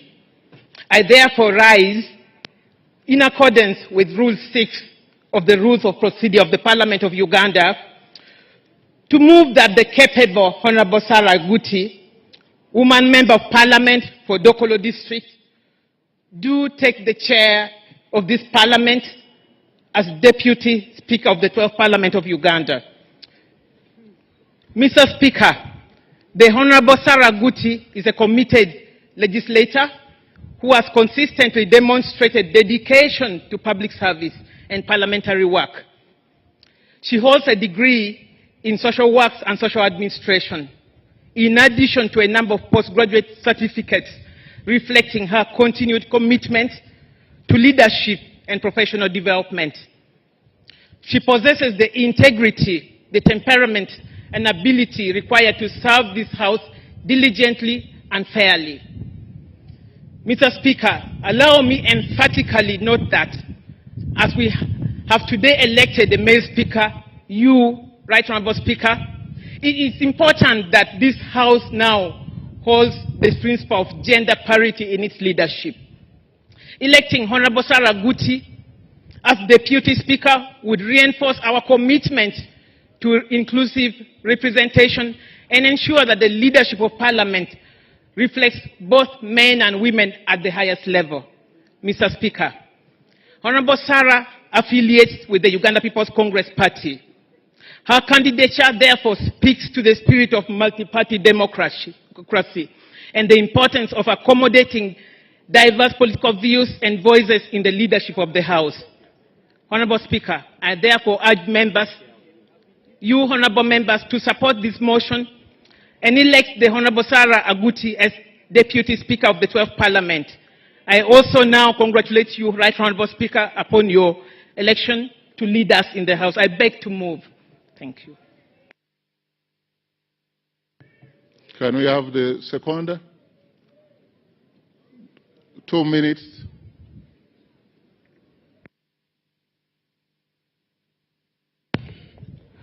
Thank you, Right Honourable Speaker. Your Excellency, the President of the Republic of Uganda. My name is Dr. Gilbert Olanya, the Member of Parliament representing Kilak South in Amuru District. Right Honourable Speaker, allow me to congratulate you upon being elected the Speaker of the 12th Parliament. I congratulate you. Right Honourable Speaker, allow me to second the nomination of Honourable Sarah Aguti for the position of the Deputy Speaker. Right Honourable Speaker, given the background of Honourable Sarah Aguti, aware that she represents the people of Kololo District. Kololo is fond of voting for very objective women. You recall the late Honorable Cecilia Ogwal. She was representing Kololo District. She was replaced by Honorable Sarah Aguti. I am confident, given the fact that members of Parliament gave their mandate to the Speaker, who is a man. Since Ugandans, we believe in gender equality. I pray that the next Deputy Speaker shall be a lady, in the name of Honorable Sarah Aguti. Right Honourable Speaker, you recall Honorable Sarah Aguti, she is one of the most objective members of Parliament we have, very focused and very thorough. And she is not all that very luxurious. When given the mandate, she will never misappropriate the finances of the Parliament of Uganda. She will not go for buying expensive cars. She will not go for buying expensive clothes. Right Honourable Speaker, I promise you, you will never see the Rolls Royce in Uganda again when Honourable Sarah Aguti given the mandate. Finally, Right Honourable Speaker, as you gave me only 2 minutes, aware of what is going on in the Parliament as per now, I am very sure when you are in the chair, Sarah Aguti is your deputy, the issue of corruption shall never be heard in the Parliament of Uganda again. You recall the money meant for committees and everything. I'm telling you, in the last Parliament, we really suffered. When committees wanted to do work, you are told money is over. Therefore, as the chairman for Park Local Government in the last Parliament, we did not enjoy our work at all. All our monies, we didn't know where the money was going. I am very confident when you are there, Sarah Aguti is here, the Parliament of Uganda shall really work. Finally, to you honorable members of Parliament, this time we need Parliament who will be people's center, as stated by the Right Honourable Speaker. Let us vote for gender equality. Let us vote for the betterment of the Parliament of Uganda. With these few remarks, Right Honourable Speaker, I congratulate you once again, and I move that let Honourable Sarah Aguti be voted the Deputy Speaker of the Parliament of the Republic of Uganda. I beg to move. Just before I call another, if there is any other nomination, and our rules, and if we are to play by the rules, Rule 5, the relevant sub-rule 8 and 9. A member making a nomination shall move a motion that the name do take the chair of Deputy Speaker and shall give a brief statement. That brief statement is of the background and qualification of the nominee, but not to say what that person can be able to do. You speak about the person. That is the rule. Because going into what the person can do is actually offending other rules, that's campaigning. And so, can I call for another nomination, if there is?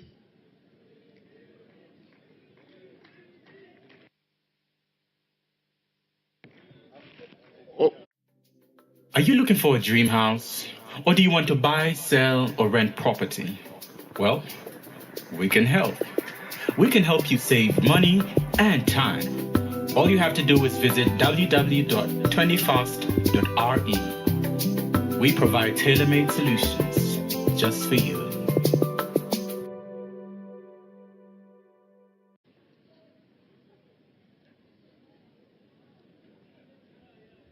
The rules that applied to the Speaker's election applies to the Deputy Speaker specifically and generally.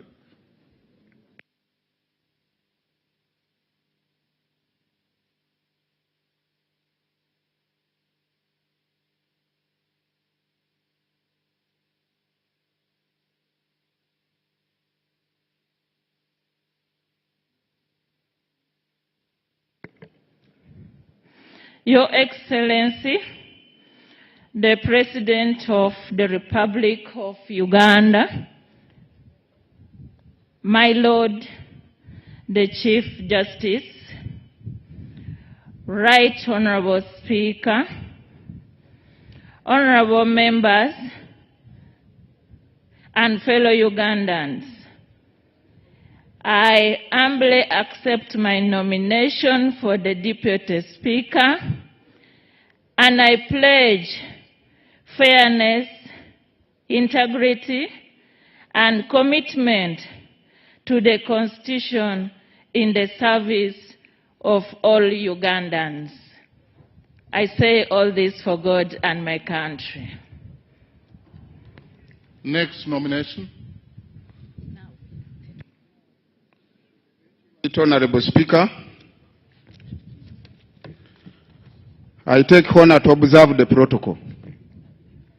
In reference to Article 82 of the Constitution of Uganda, Rule 6 of our Rules of Procedure of Parliament, I hereby stand to move a motion to nominate Honorable Nyakato Asinas, Member of Parliament, Hoima City, for the position of Deputy Speakership of the 12th Parliament of Uganda, 2026-2031. I beg to nominate. Right Honorable Speaker, allow me give a brief statement to the nomination mentioned above. Honorable Nyakata Asinas is pure. She is holy. She is absolutely white. It is from this equity background that I rise with profound honor and a deep sense of duty to second the nomination of a colleague, a patriotic, a nationalist, and a proven servant to this House. Right Honorable Speaker and colleagues, Honorable Nyakata Asinas, a woman member of Parliament, Hoima City, is a person fit to the office of high dignity in this country as Deputy Speaker of the Republic of Uganda. Honorable members, election defines institutions, but leadership defines legacy. Today this House has a chance to choose not just a unique presiding officer, but a custodian of its dignity, a defender of its independence, and a driver of its purpose. That personality is practically observed in the right honorable, in the member of Parliament I'm nominating for Deputy Speakership. Members, allow me present to you a case of Honorable Nyakato Asinas, whose record speaks louder than any other factor as mentioned. Competence. Honorable Nyakato Asinas is a competence forged in experience. He is not a stranger to this House. This is a second time of her service in Parliament. With resilience as exhibited from the people of Hoima who have elected her to the second term of service to this house. She has a distinguished character. She's eloquent, resourceful, and of sound mind. Before she was elected as a member of parliament, to hold this badge, she served as a policy analyst to this very house. She has served as a shadow minister for energy and mineral development, and also as a shadow minister for agriculture. The good Honorable Nyakata Sinas stands the atomy of parliament, its rules, its commitment with the committees and its bottlenecks, not from theory, not even from service, but all considerations. Honorable Nyakata Sinas is a product of Kitara Secondary School and Mandela Secondary School, where he attained her certificate of education and higher and advanced certificate of education as she's a distinguished alumni of the Uganda Management Institute, where he earned a bachelor's degree in social administration and a postgraduate diploma in public policy and management. Honorable members, the person I present before you, Honorable Nyakata Sinas, has equally earned a postgraduate diploma in project planning and management and a master's in project planning and management from Kampala International University. Honorable Nyakata Sinas obtained a master's degree in public policy and governance from Uganda Management Institute and is now a candidate of PhD degree in the University of Cape Town. She is therefore not only learned but also fit for purpose and committed to the discipline thought that this house would possess. Honorable members, as we focus for a vision of an independent parliament, right honorable speakers and colleagues, the doctrine of separation of powers is not a suggestion but rather a constitutional demand. Under Honorable Nyakata Sinas' stewardship as a deputy speaker in this house, will jealously guard its independence from executive and judiciary dictatorship and interdictions or elsewhere. Honorable Nyakata Sinas will ensure that the different portfolio in Parliament are streamlined and work independently, free from overlap, interference, and any paralysis that would affect the performance of this House and any other business. Honorable Nyakata Sinas believes as much as is not only a member to this House, but a committed servant of God, and therefore fit for purpose to streamlining the dignity and the integrity of this House. Right Honorable Speaker and colleagues, Parliament works for the people. For so long, as a member of Parliament, and as colleagues you can observe, our constituents have asked us for so long, what does this Parliament do for us? Honorable Nyakata Sinas is the answer to this simple question. Parliament must be people-centered, and in the spirit of Article 1 of the Constitution of the Republic of Uganda, she is committed and a defending candidate fit for this purpose to service the interests of Ugandans. Right Honorable Speaker and colleague. Parliament that sits in dignity, debate, and the glory also glorifies the people, the electorates, and the taxpayers' money can be saved. Right Honorable Speaker, as I wind up, the Honorable Member of Parliament I'm presenting before you for this higher office shares no any blemish on her integrity, and her leadership leads by example. She's a member of 2 times in this House, where the public trust in institution of Parliament is declining. Honorable Nyakata Sinas is the answer for this, to reclaim the glory of Parliament. In conclusion, Right Honorable Speakers and members, as I conclude, I have a clarion call to this House.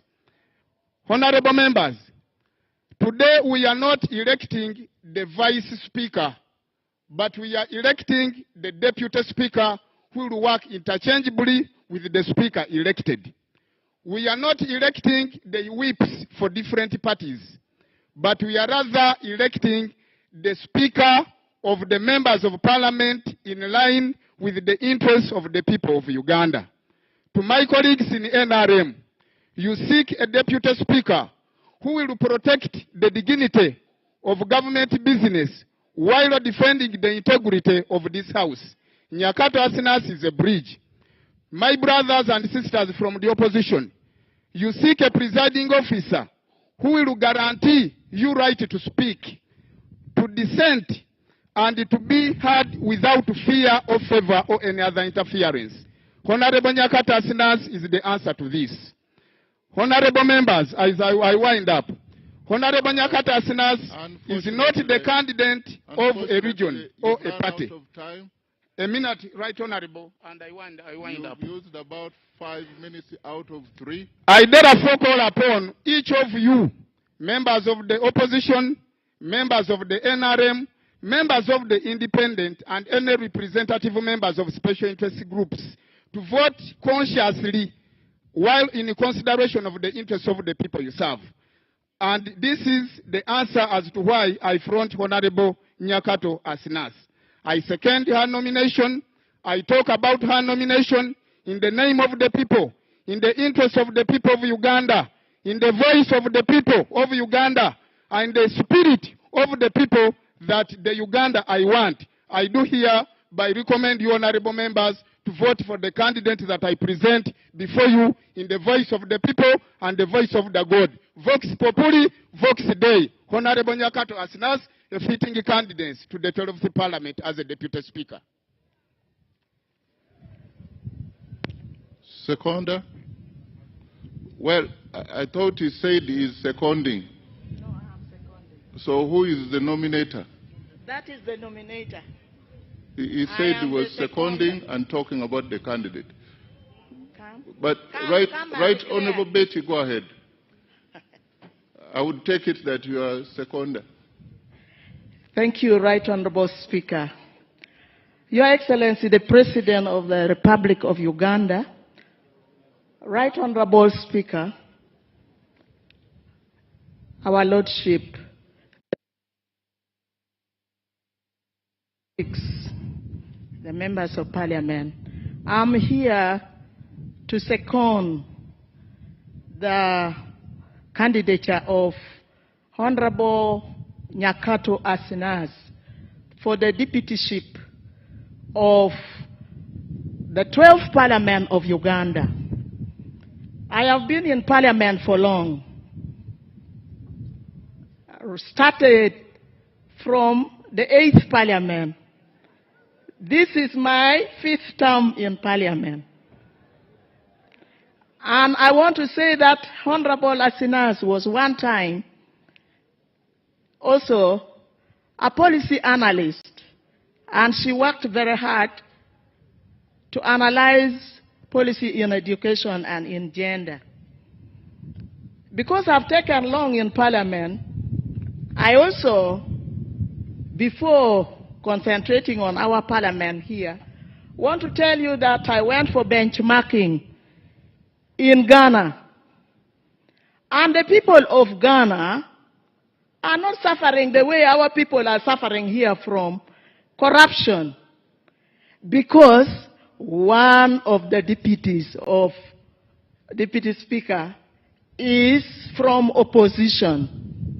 From opposition. And they all work for Uganda. And I want to also tell you that the candidature of Honorable Asinas is also to tell us that right from the 8th Parliament that I have been in, there is no time that we had both the Speaker and the Deputy Speaker male. One was always a woman. And here we talk very much about gender. I am an advocate of gender, also of women. So, a house without a woman or a home without a woman is not a home. 12th Parliament without a Deputy Speaker who is a woman, now that we have the Right Honorable Speaker who is a man, it's going to have a lot of problem. Women, we talk a lot about equal opportunities. Where is the equal opportunity if we only see men? We want the women also to be there, all inclusive. I am here to say that Honorable Asina's second term, we need to nurture her. She should be the Deputy Speaker of the 12th Parliament. Who knows, maybe she will also be the Speaker of the 13th Parliament. So let us have Honorable Asinas. I want to say that Honorable Asinas is from Hoima City. She's a princess to Bunyoro Kitara Kingdom, born to Mr. and Mrs. Jovan Kamanda of Hoima City. People of humility and hard work. Honorable Member, she is rooted in her community, yet national in her outlook.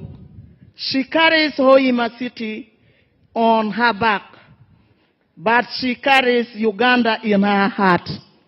I still have a lot to say about Honorable Nyakato Asinas, but because of time, I may stop here by appealing to all of us members of Parliament. If we consider equal opportunities as important to us, and women as very important, gender equality, gender parity, let us vote for Honorable Nyakato Asinas. I beg to second. Thank you.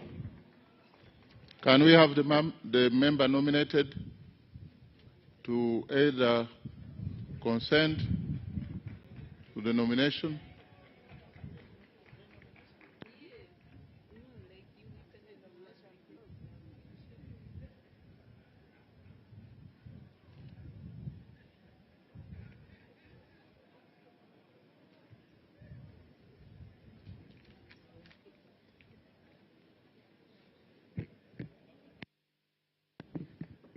Thank you very much, Right Honorable Speaker. Congratulations. Thank you very much, dear Honorable Members of Parliament. Right Honorable Speaker, in the spirit of restoring sanity in the 12th Parliament, I hereby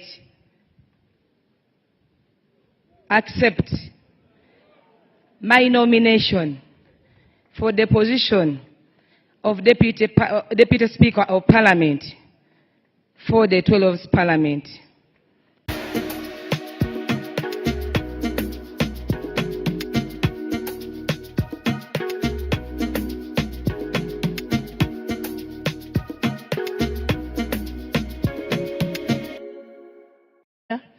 And Your Lordship, the Chief Justice, my name is Fiona Nyamtoro, the District Representative for Nebi. Mr. Speaker, I rise under Rule 6 of the Rules of Procedure of the Parliament of the Republic of Uganda to move a motion that the Honorable Thomas Taebwa, Member of Parliament representing Ruhinda North constituency on NRM ticket, do take the chair of this Parliament as Deputy Speaker. I beg to move. Mr. Speaker, I nominate the Right Honorable Thomas Taebwa, a candidate whose credentials speak for themselves. A man of all seasons that has stood the test of time with proven integrity as a generational leader, a known team player, stemmed to be result-oriented on a strong foundation of consultative leadership. Mr. Speaker, the Right Honorable Thomas Taebwa is a proud husband and father, not just to his family, but to many that have experienced his warmth at heart that is always worn on his sleeves. He holds a Master's in Business Administration from ISAMI, a Bachelor's of Law, and a Bachelor's of Arts in Social Sciences, both from Makerere University. He also possesses a certificate in negotiation from Harvard Law School and a professional certificate in parliamentary affairs from the International Center for Parliamentary Studies in London. And he is currently pursuing a PhD from the University of KwaZulu-Natal in South Africa. Mr. Speaker, the Right Honorable Thomas Taebwa served as a member of the University Council of Makerere University for 10 years, a position that cemented him as a mentor for many young, charismatic leaders, such as myself, who proudly associate with him with utmost admiration and continued guidance as inspiration. He is also the president of the Organization of the African, Caribbean, and Pacific States, OWASPs, and co-president of OWASP's EU Joint Parliamentary Assembly. He was elected to this position in February 2025. The Right Honorable Thomas Taebwa, before joining Parliament in 2016, was and is still a successful businessman who has stayed himself. Mr. Speaker, for the past 5 years, the Right Honorable Thomas Taebwa has served as a Deputy Speaker. He has showed that he believes in the parliamentary system of representative democracy, orderly conduct of business, and strict adherence to the rules of procedure. He has ensured a smooth working relationship between the executive and the legislature while conducting the business of the House. He joined elective politics in 2015 and immediately distinguished himself as a peacemaker in the 10th Parliament. As one of the political doyens, the Honorable Thomas Taebwa rode on the strength of mind, negotiation skills, and a proper understanding of the law to have things done. He was a member of the Natural Resources and the National Economic Committees of Parliament. After the 2021 presidential elections, he was appointed Government Chief Whip, a position which he held until he was elected Deputy Speaker of the 11th Parliament in March 2022. Mr. Speaker, the Right Honorable Thomas Taebwa is the Pan-Africanist who has used his position to champion the cause of Pan-Africanism on the global stage, especially the permanent seat for the African continent on the UN Security Council. The Honorable Thomas Taebwa has been a champion for good governance, transparency, and accountability.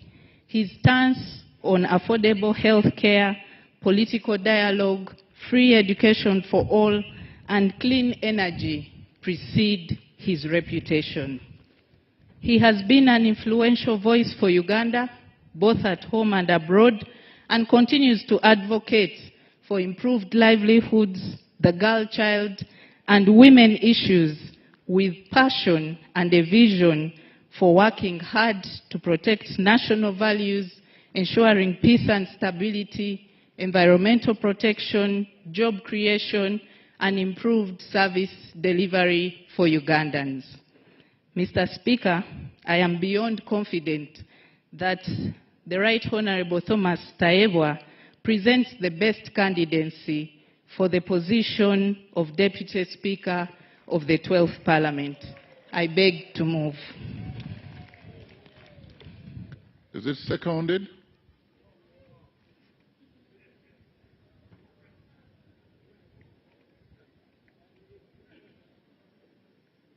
And the candidate should be moving forward in preparation to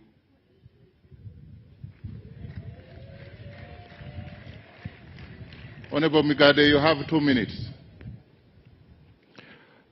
Your Excellency, Right Honorable Speaker, and my Lord the Chief Justice, I'm Migade Robert Ndugwa, Member of Parliament of Maryland. I move under Rule 6 of our Rules of Procedure to second the Right Honorable Taebwa, MP Luhinda North County, for position of Deputy Speaker of the 12th Parliament.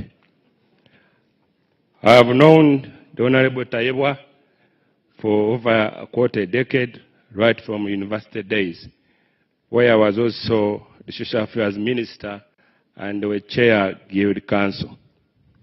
He is a social man and an established member of the parliamentary golf team.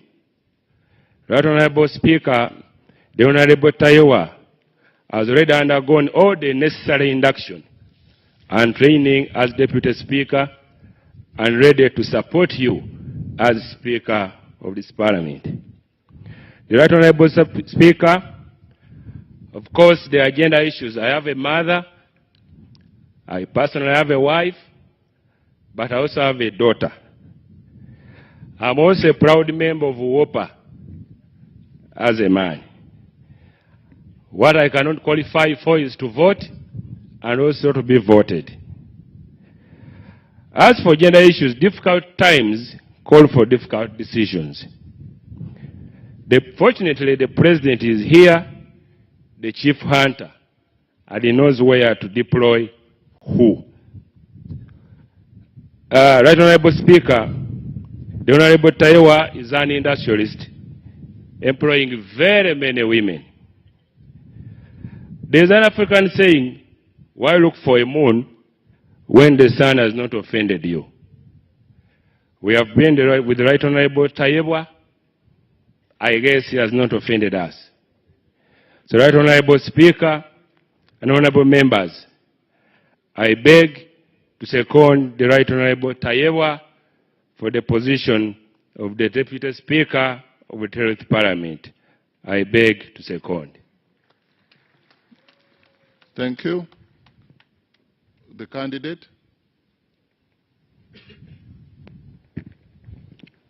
Your Excellency, the President of the Republic of Uganda, the Right Honorable Speaker of Parliament, Your Lordship, the Chief Justice, honorable colleagues, members of Parliament, with high humility, I do hereby consent to my nomination to serve as the Deputy Speaker of the 12th Parliament. I do consent. Thank you.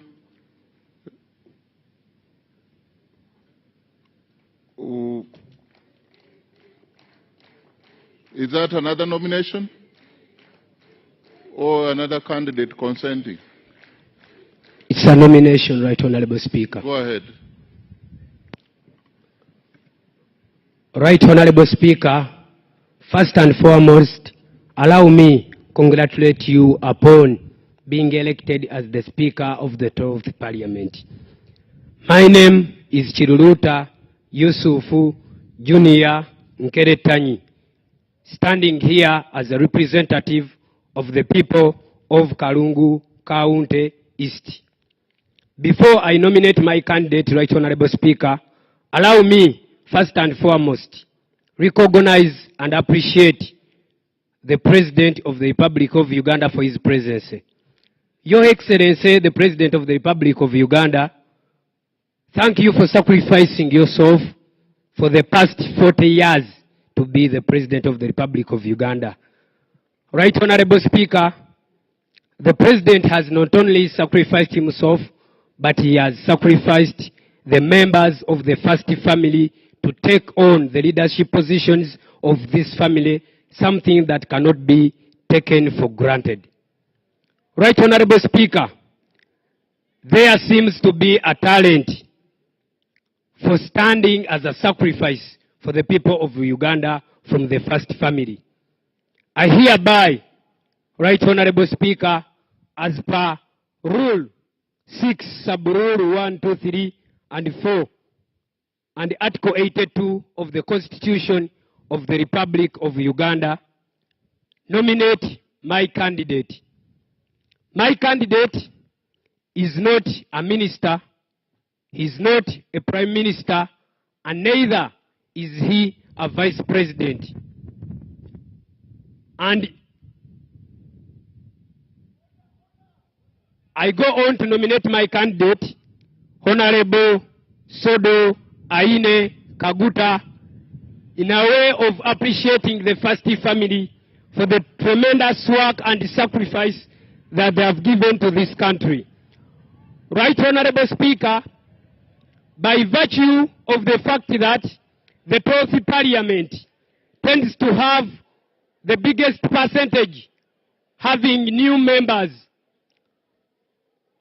Aine Kaguta, being from the Kaguta family, stands out to lead us for the deputy speakership role by virtue of the fact that the new entrants of the 12th parliament are many. And by virtue of the fact that the population of the Republic of Uganda, Right Honorable Speaker, with more than 80% below the age of 40 years, I think my candidate stands out at the age of 46 to represent the biggest population of the Republic of Uganda. I beg to nominate. Is the nomination seconded?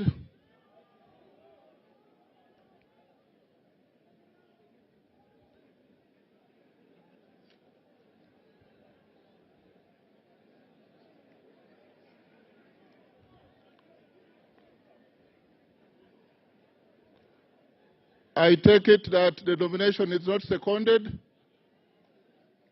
and therefore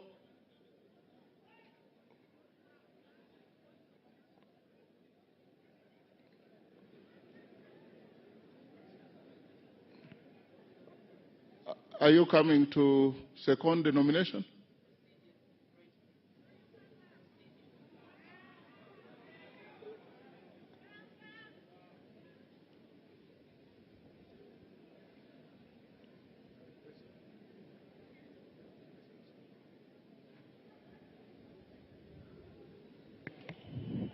His Excellency the President of the Republic of Uganda, the Chief Justice,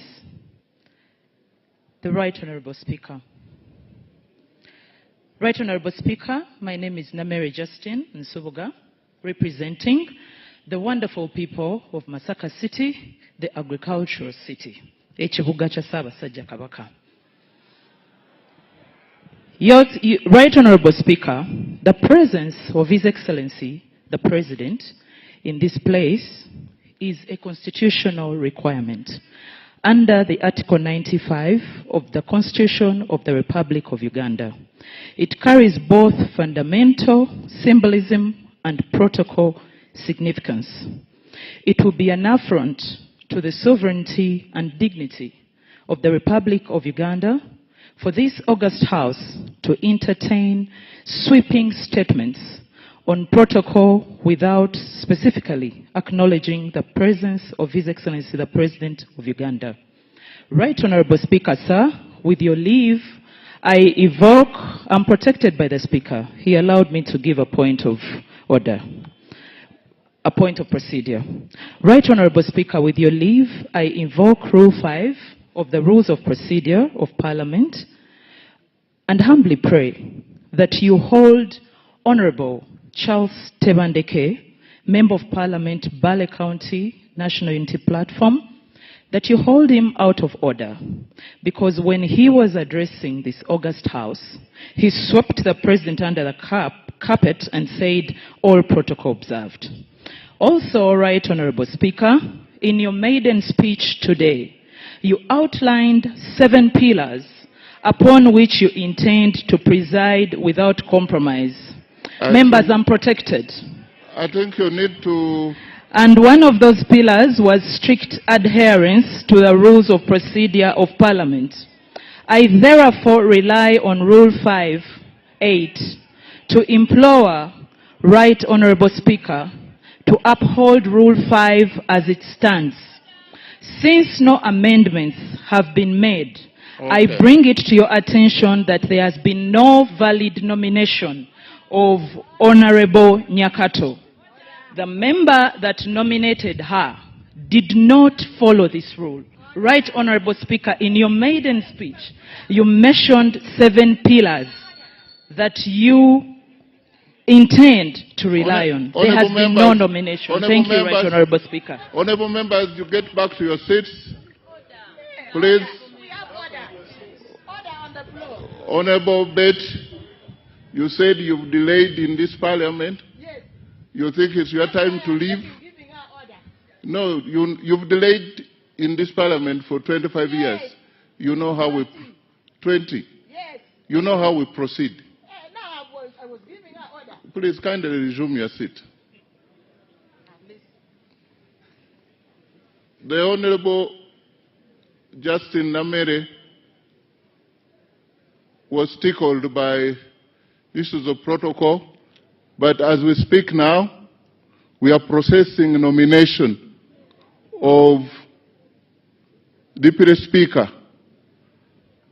Of course, as members of Parliament, beginning tomorrow, you will be taken through orientation. So we would assume that some of you, but not Honorable Member for Bale, because he's a second term Member of Parliament, he probably was very deliberate, but decorum is required of us. Decorum.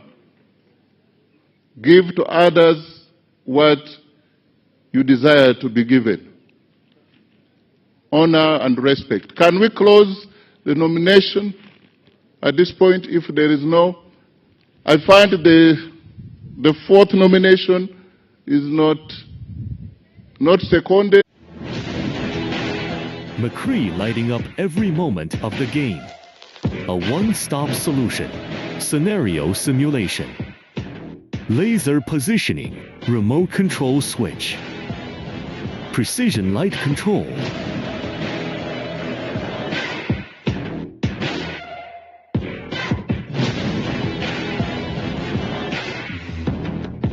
Quality control. McCree solutions oriented towards either visual effects or cost effectiveness are provided.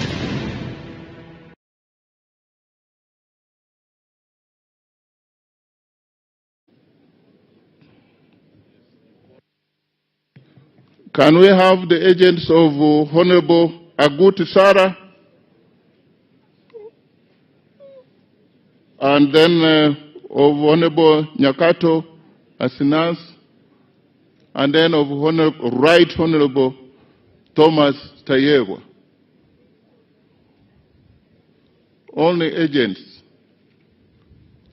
And the process starts.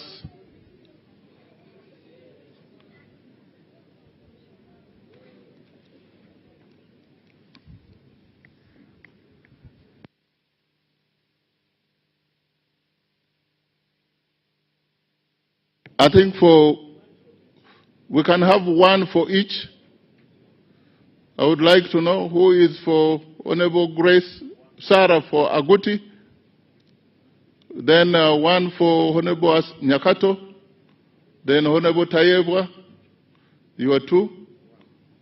Okay. Okay. Okay. Isaac, okay. You leave the woman to, okay. Thank you. We are sorted. Clerk? Ayo Joyce Makamo. Can we first determine the ballot paper, the ballot boxes that is empty? Confirmed by the three agents, and now the voting can commence. By calling out names. Ayo Joyce Makamo. Ababiku Jessica. Abeja Susan Jolie. Abe Lilian. Abigaba Kasbat Mirembe. Achafua Topista. Achan Joyce Okeni. Acheng Jane Ruth Ochero. Achayo Juliet Lodu. Acheng Sandra.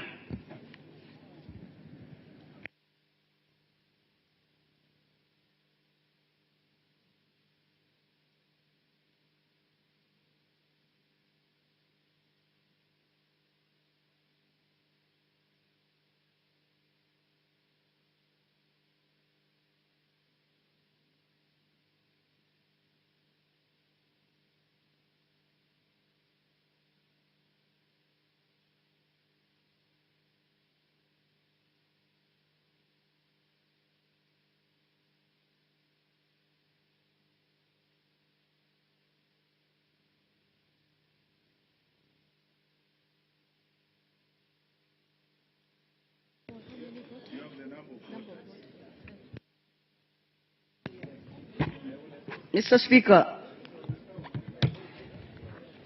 I rise on a point of procedure, Mr. Speaker. Mr. Speaker, while elections for the Speaker were being called, the CJ announced that we had 370 voters in the House. However, when the tally was done, you scored 441 votes. Right Honorable Mwiru Paul scored 60 votes, and Honorable Mao Nobert scored 15 votes, bringing the total number of votes to 516, giving a difference of 146 votes out of those that were originally announced. To people who will be reading the answer, Mr. Speaker, they will think that there was ballot stuffing during the election of the Speaker.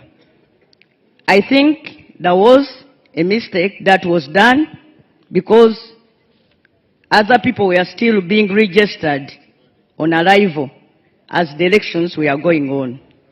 As we move to start the elections for the Deputy Speaker, Right Honorable Speaker, wouldn't it be procedural okay for us to be informed on the true number of voters who are here present and for record to be set straight on the issue of the number of people who actually participated during the election of the Speaker? That is the point of procedure I want to raise, Mr. Speaker, and I beg for your kind guidance. Thank you. You raising procedural matter on my own election. You sat on your right while the presiding officer was the Chief Justice, and now I am presiding over the election of Deputy Speaker. But what I'm being told is that the Chief Justice said at present, at that point of the beginning of the voting, there were 372 or something, 370. Members of Parliament kept on coming, and the register is an open document there. They are the ones who registered.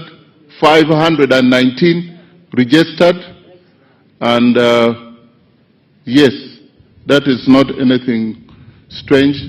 It is very difficult to determine other than using the register. So we are using the register. I'm sure that they could have either more members could have come, or even we could have lost some. So can the voting go on?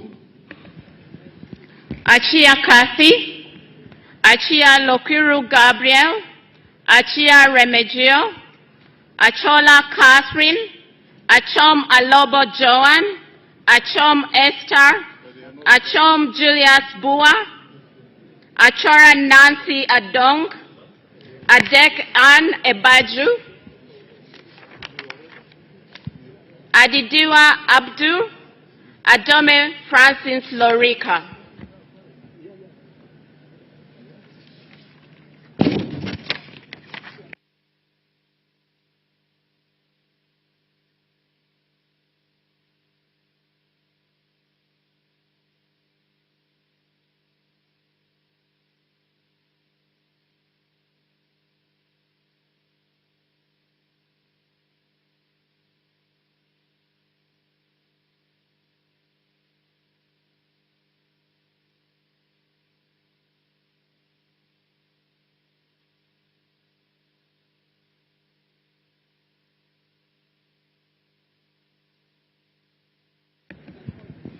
Ayeku Patrick, Agaba Gilbert, Agaba Peter, Aguti Sarah, Ahewa Wilba Manyisa, Aine Godfrey Kaguta, Ajilo Mariam, Goreti Elegu, Akelo Beatrice Akori.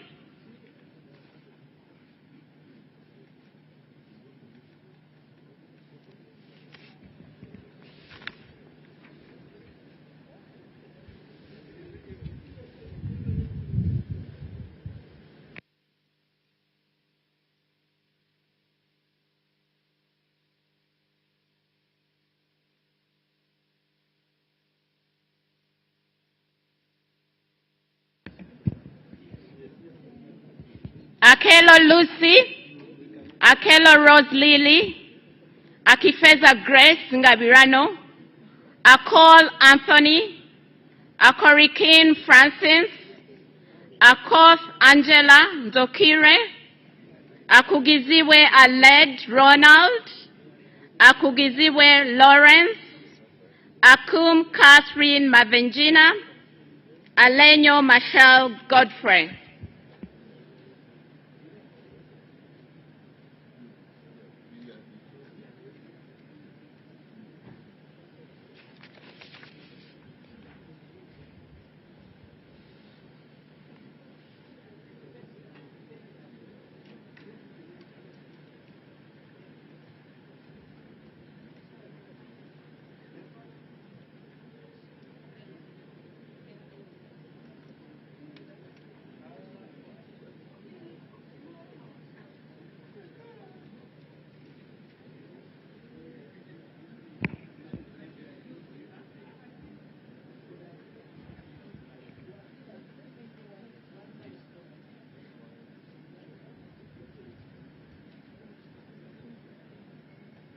Alero Tom Azar, Ali Moses, Alinaitwe Sylvia Tumhire, Alion Yok Odria, Alum Santa Sandra Ogwang, Alupo Jessica Rose Epel, Ariela Dennis Omondi, Amanio Dravile Sheila, Amanya Cohen Champene, Amede Agnes.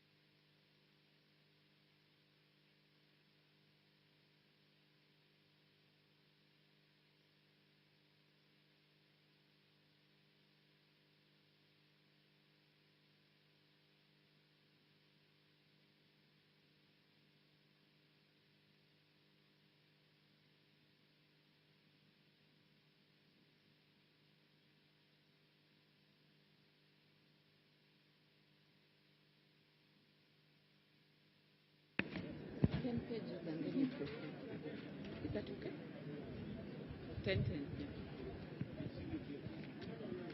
Among Anita Annette, Amongin Jane Francis Okili, Angura Frederick, Agwech Colin, Anifa Banjirana, Anyakun Esther Davinia, Anyango Janet Hope, Anwar Ricky Richard, Aogon Silas, Awol Betty Ochan.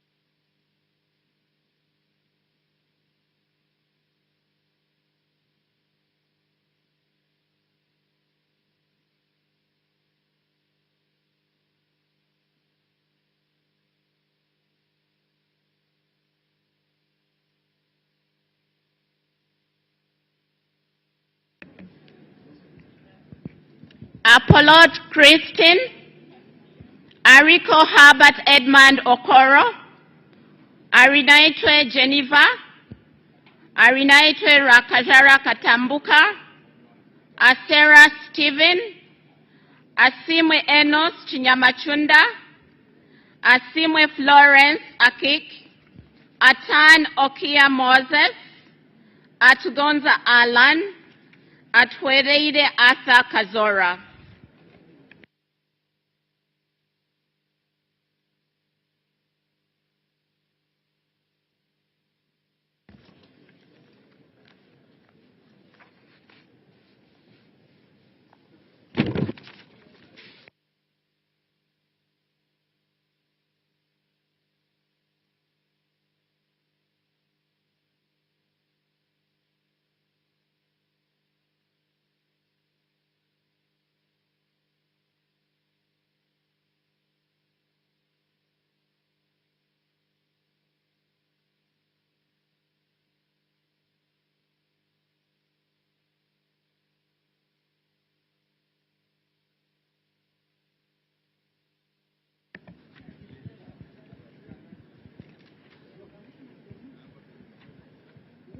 Atkunda Rebecca Mubanjizi, Atuto Jacinta, Atwijukire Boaz, Atwijukire Dan Chimosho, Atiang Stella, Auma Janet, Auma Kenny, Auma Linda Agnes, Avako Melsa Naimagule, Avrul Jen Pakuto.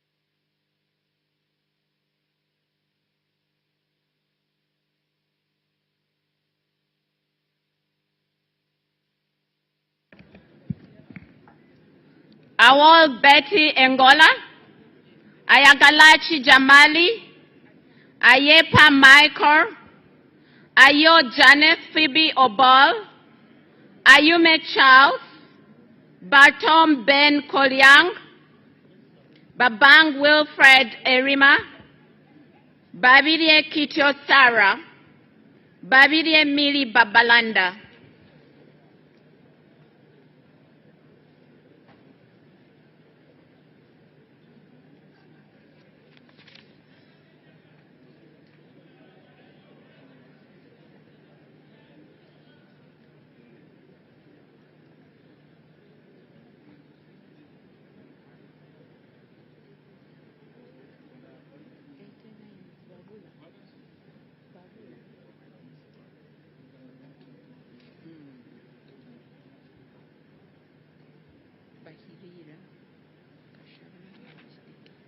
I think this is my last page. Then you start.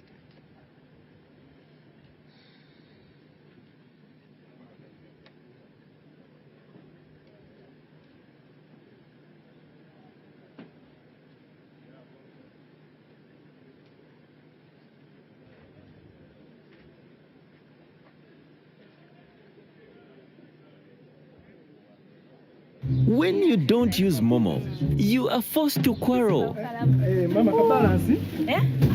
Nkuwaire 15 Mama, nkuwaire 15. Ompaire 15. Abantu abakulu atandise obuyaayo mwena. Obuyaayo obuliga. Iwe. Ngobiyanko bantu sente dange nizade kolera ngobi nakolera sente dange. Save yourself from quarreling. Use the Momo app or dial *165*3# to pay and enjoy zero charges below 5K. That's the power of Momo.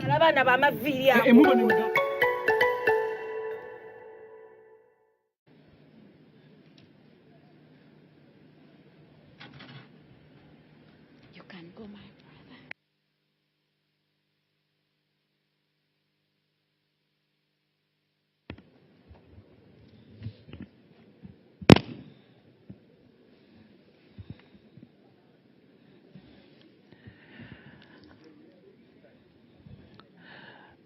Baliomonsi Chris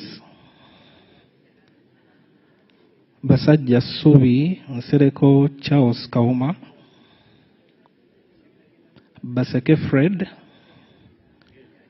Basajja Idi Batua Timothy Lusala Bazanya Matayo Bebona Josephine Babunji Bejira Samuel Begumisa Protasio Biara Emmanuel Wepukulu.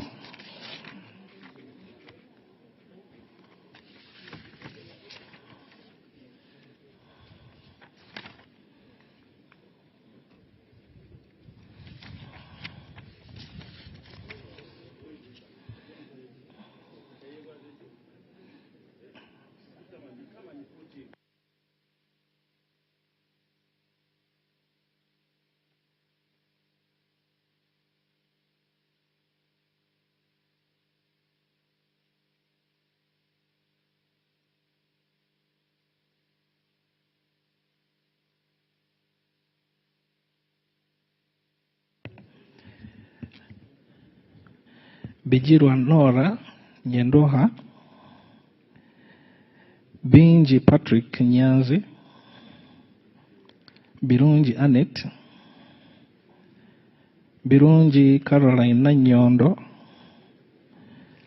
Bisaso Abdu, Bright Tom Amot, Bukenya Michael Iga, Biamukama Fred, Biamukama Rogers, Bianyima Nathan.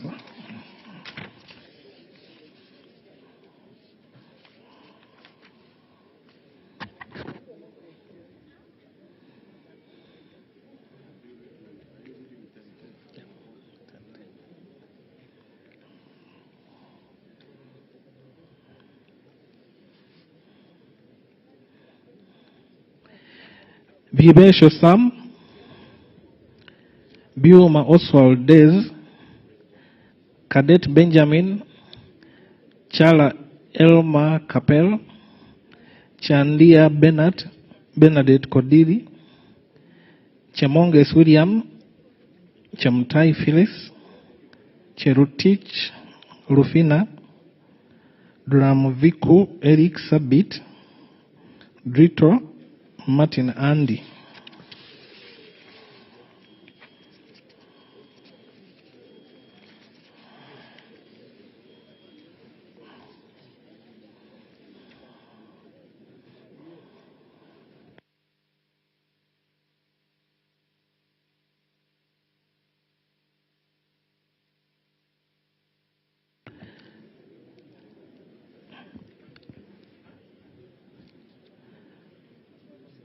Jewel Jennifer, Echodu David Calvin, Edakasi Alfred Eraru Olale,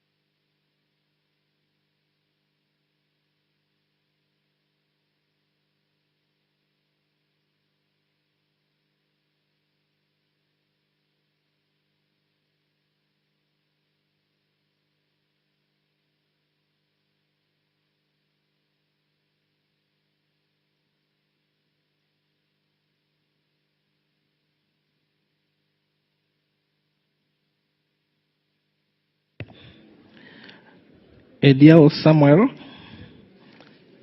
Edopu Peter Edeku, Ekoro Alex Irukani, Erem Leo, Emaju Peter Paul, Engola Sam, Eroni Tony.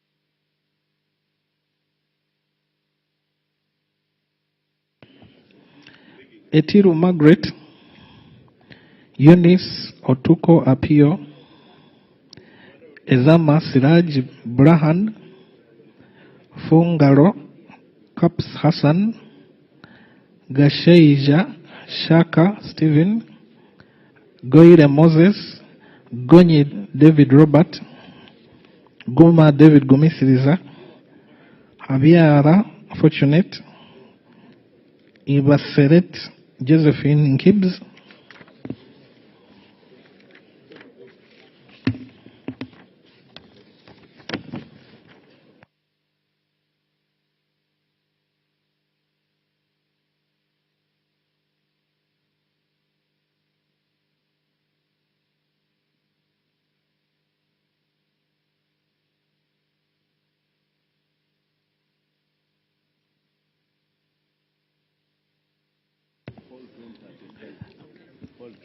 Okay.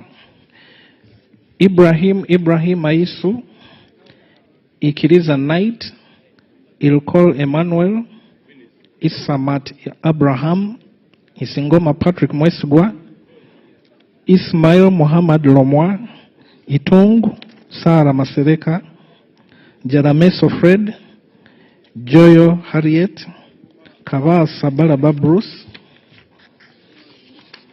Kabanda David, Kabanda Minsana Bengo, Kabalokole Sara, Kabasharira Naomi, Kabuye Chofa, Kadaga Rebecca Litwala, Kafuzi Jackson Karugava, Kaheru Vincent Freedom, Kahima Moses Mugabe, Kajwenze Twinomjisha Wilson, Kaka Lubega Ismail Uthman.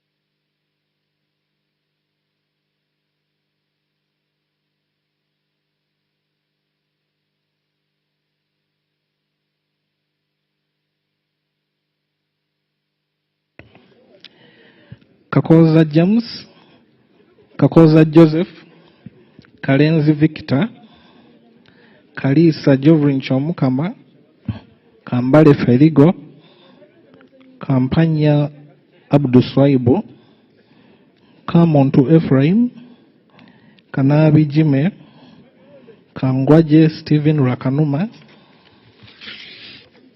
Kankunda Amos Chibuika, Kansime Anna, Kanushurora, Kanyesije Mase, Kapiagon Brian, Kalisa John Bosco Koi,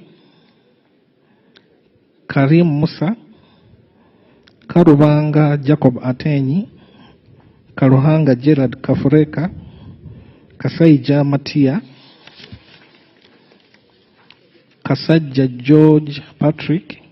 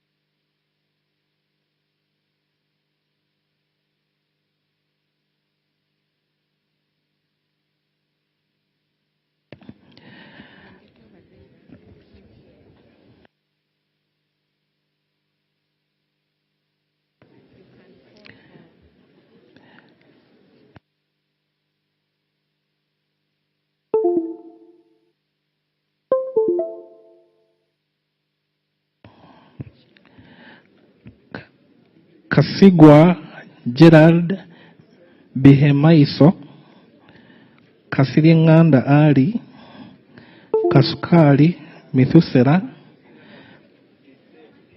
Kasule Ismail, Kateshumbwa Dixon, Katoko Sylvia Damba, Katushabe Doreen Birunji, Katushabe Ruth, Katusime Adrin,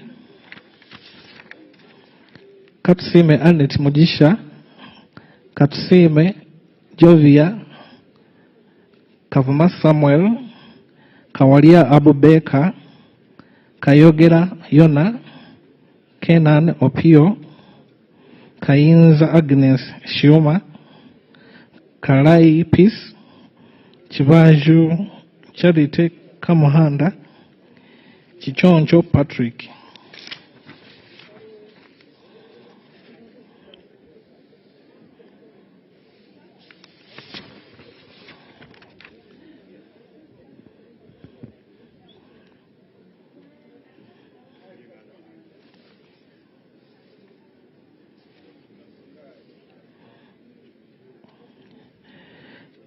Chiria Grace Pade Wanzara, Kiza Andrew Namitego Kaluya, Kiza Kenneth Nyendoha, Chikabi Edward, Chinarwa James, Chinobere Herbert Tom, Chinshaba Peace Nkunda, Chiruruta Yusuf Junior Nkeretanyi, Chirumira Hassan, Chirunji Annette Pamela.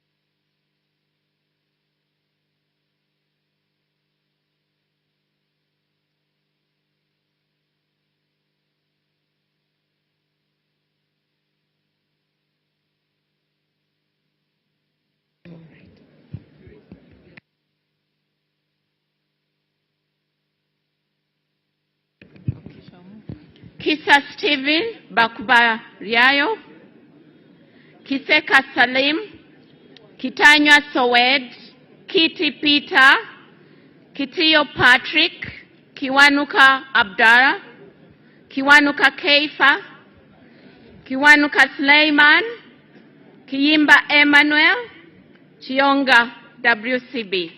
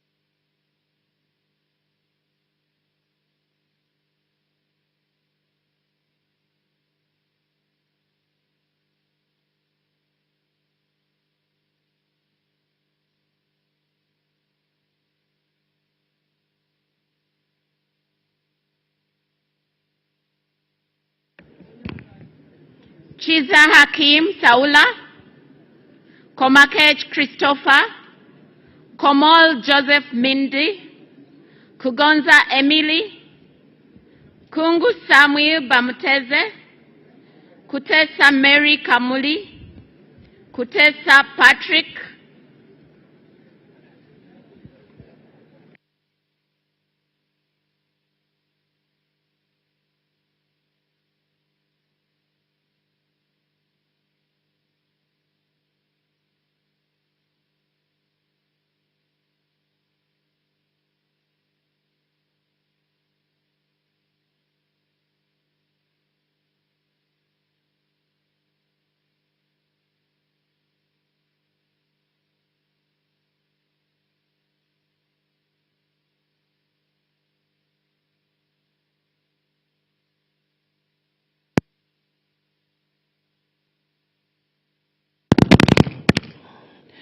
Kweyuchin Grace Freedom, Quiz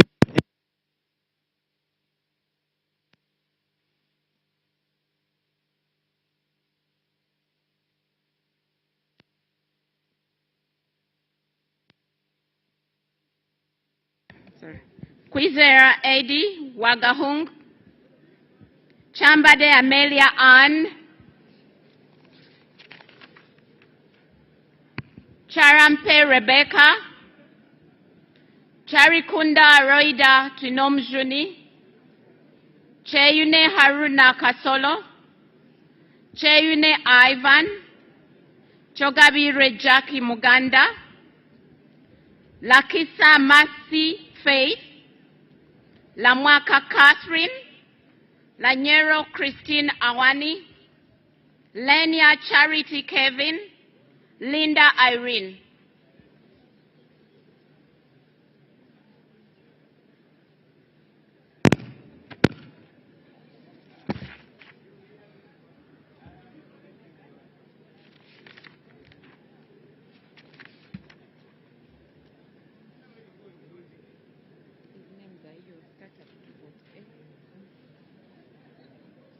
Okay, I'll read. 2248, Lochap.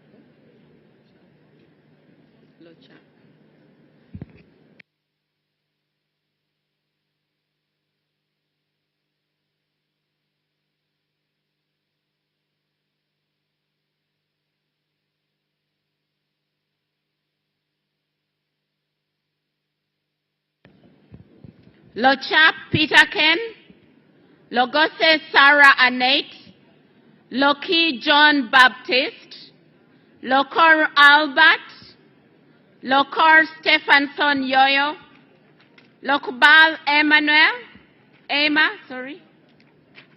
Lokwang Hilary, Lolem Mika Akisile, Loluk Fidelis, Logwe, Logoli Simon Peter.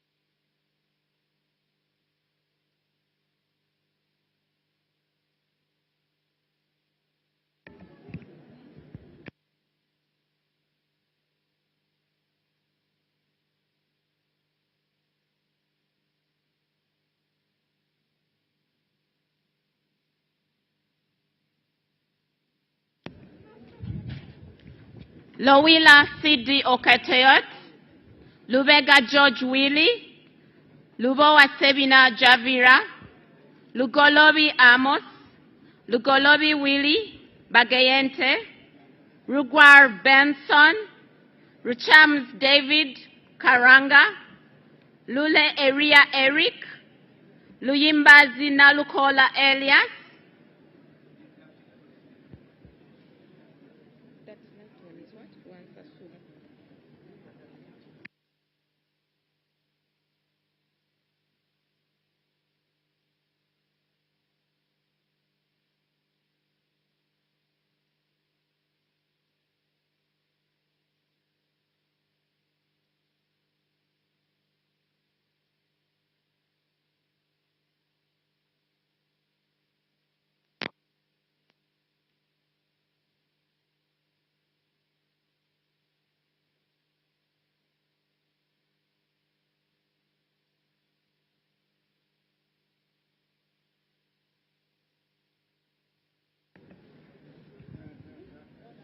Ranta Sulasara,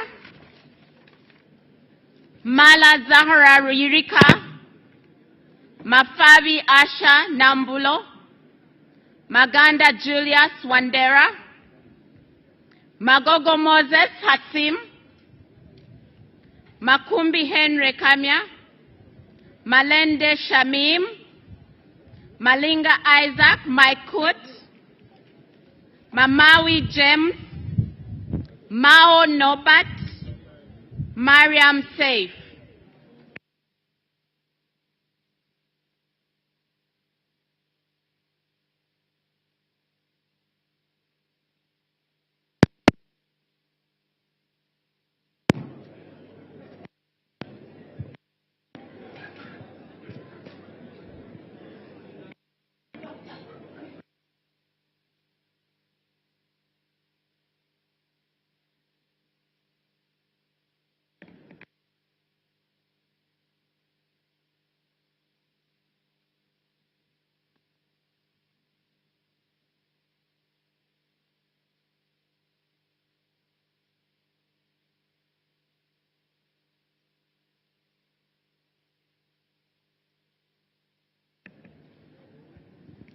Masaba Karim, Masaba Muhammad Mutenyo, Maseruka Robert, Masiko Henry Moses, Matembu Chris Wataka, Matovu Emmanuel Magola, Mawanda Mike Maranga, Mayanja Moses, Mbabazi Jacqueline,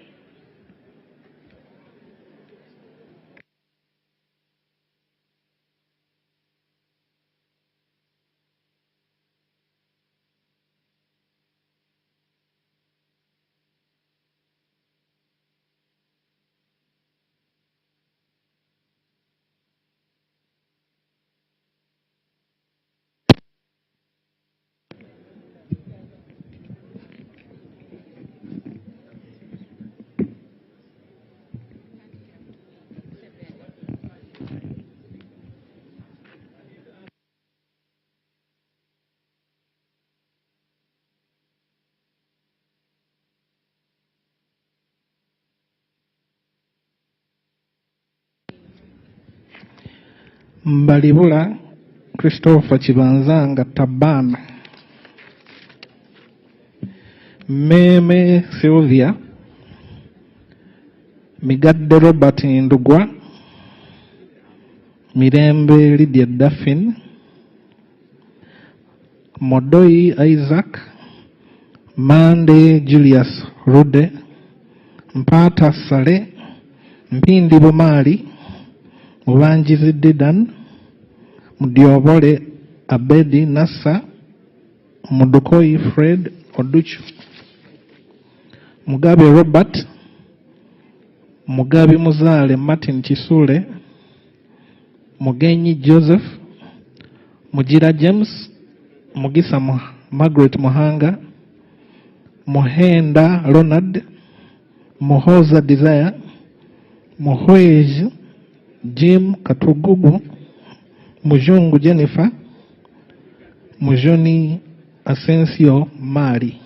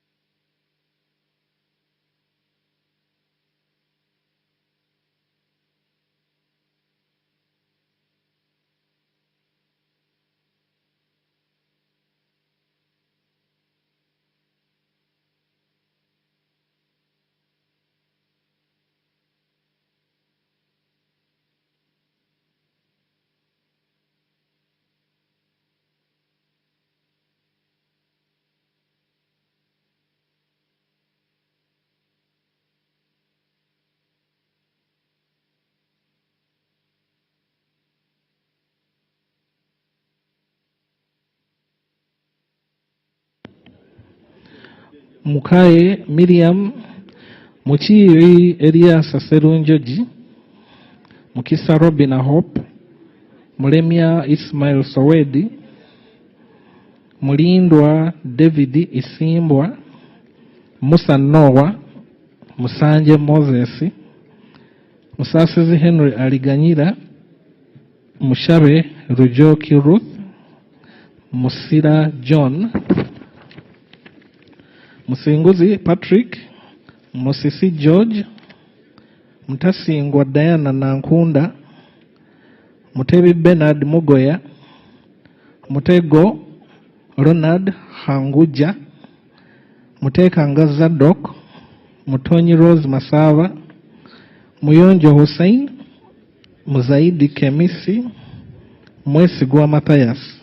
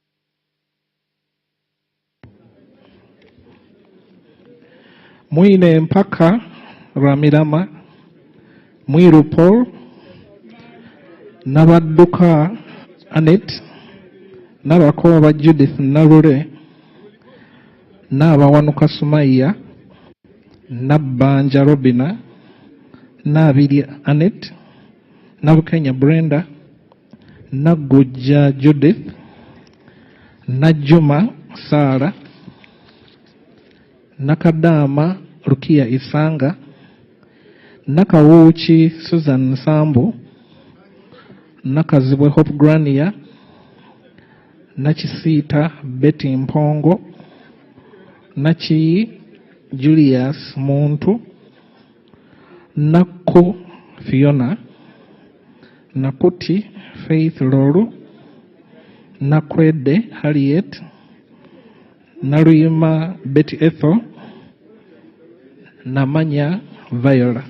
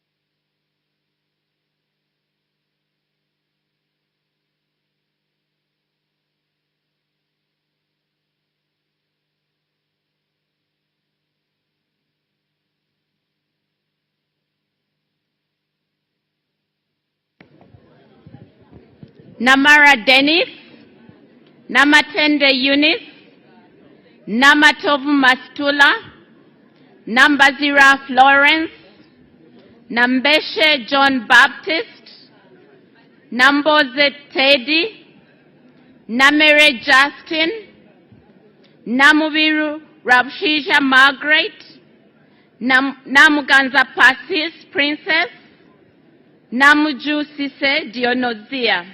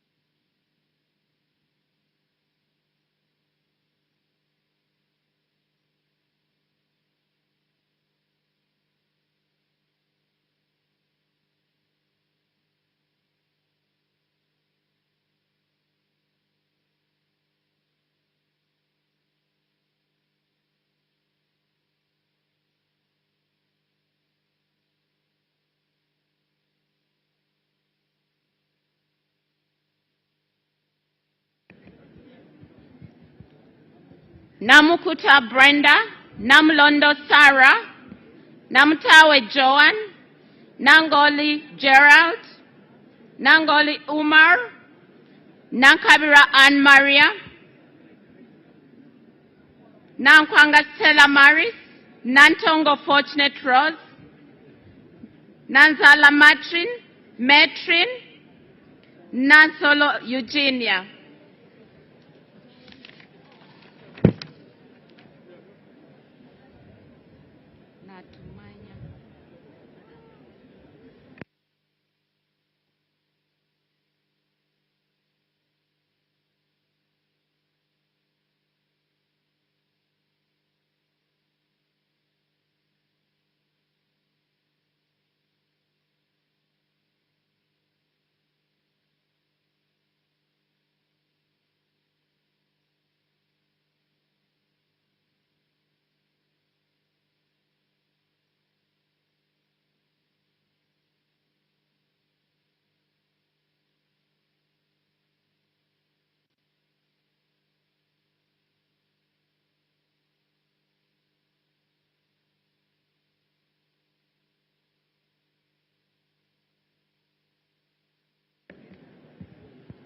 Natmanya Flora, Natrinda Eliab, Nawe Molly Kamukama, Nayevale Sylvia, Naziwa Margaret, Des Alex, Nekesa Christine Situma, Ngabirano Charles, Gompe Klinos, Ninkusima John Paul.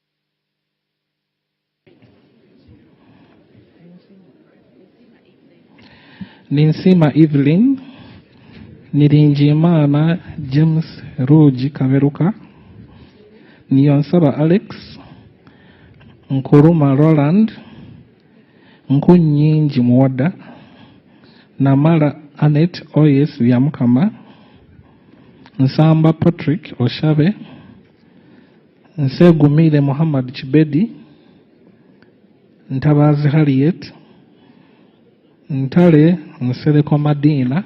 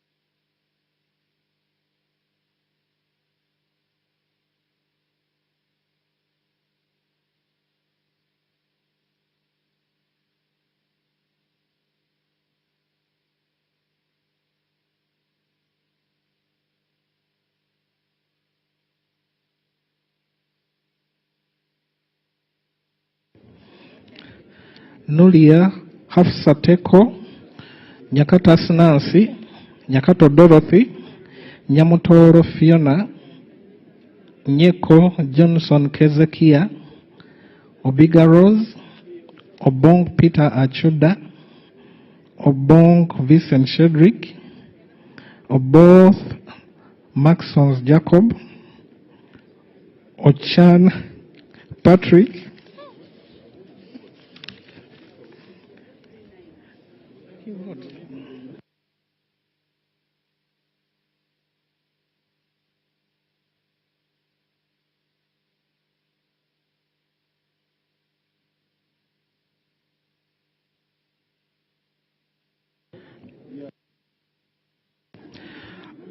Ochen Geoffrey, Ochai Maximus, Odong JJ Abubakar, Odori John, Ofondo Opondo Podere, Ogama Ali Ismail, Ogwal Joseph Jones, Ogwang Patrick Obura, Ogwang Peter, Ojara Mapenduzi Martin.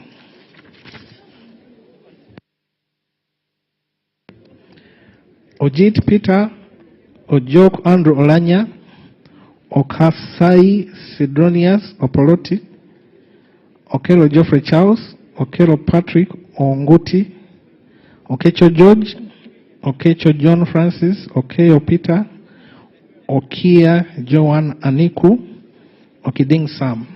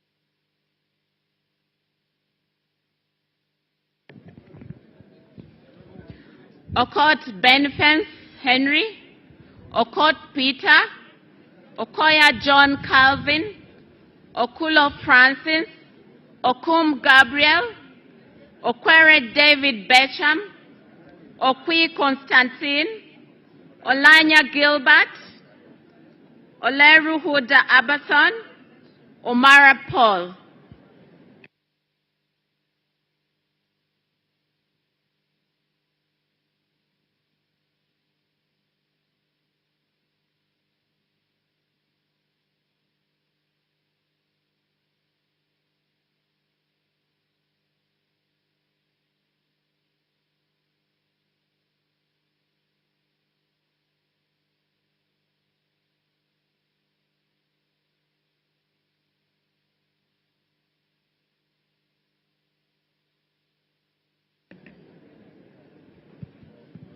Omoding Emmanuel, Onek Hilary Abalokel, Onek Alit Ameri Dennis, Ongalo Obote Clement Kenneth, Ongeiso Emmanuel Jor, Ongom Patrick, Ongrok Richard, Ongu James, Onzima Fiona, Opio Samuel Achut.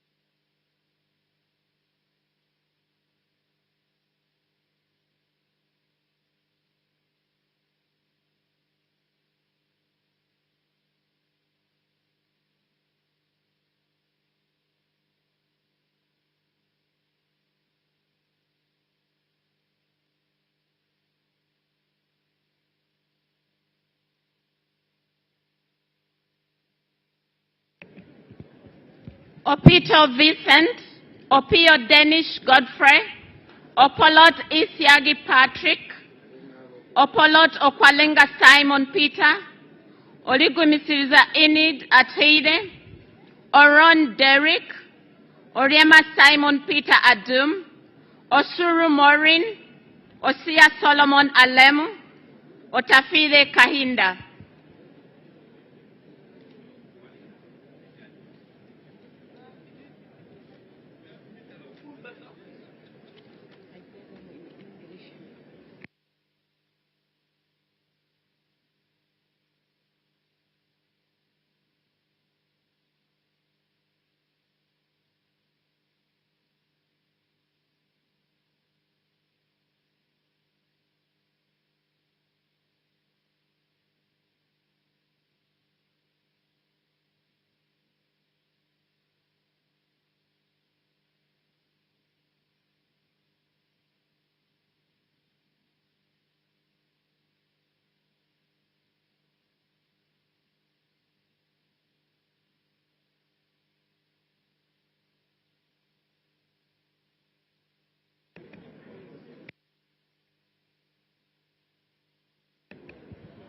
Otim Bernard, Otim Gui Isaac Ismail, Otto Edward Markmott, Otoba Wellborn Odia, Ouma Willie, Owene Richard Machinka, Owino Nicholas Simon, Park Peter Pex, Paparu Lillian Obial, Pendun Josephine.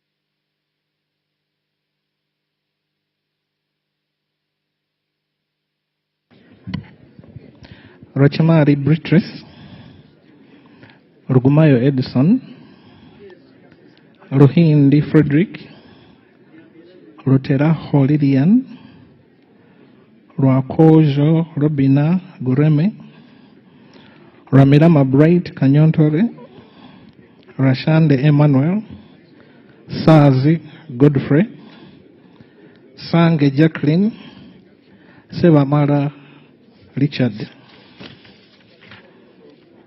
Sekabira Dennis,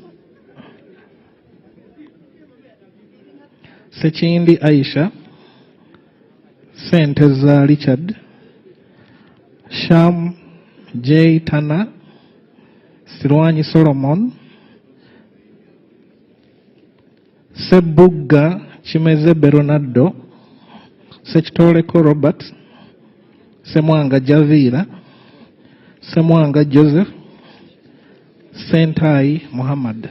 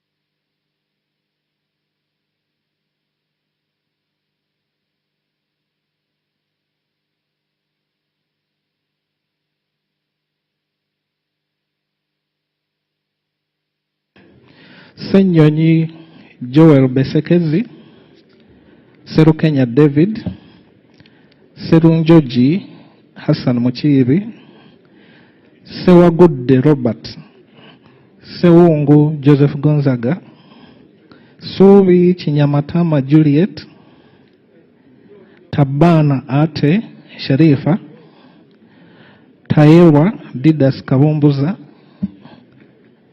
Tayewa Thomas, Tevandeke Charles.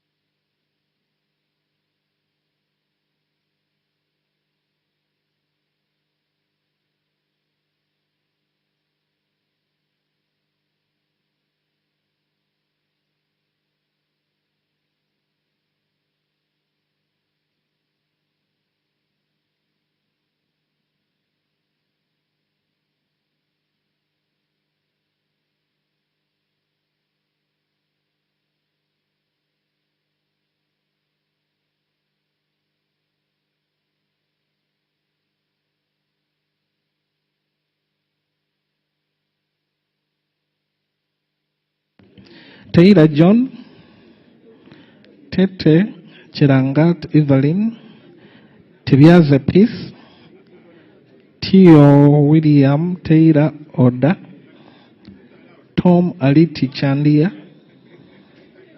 Tukahirwa James Viengeru Hunter,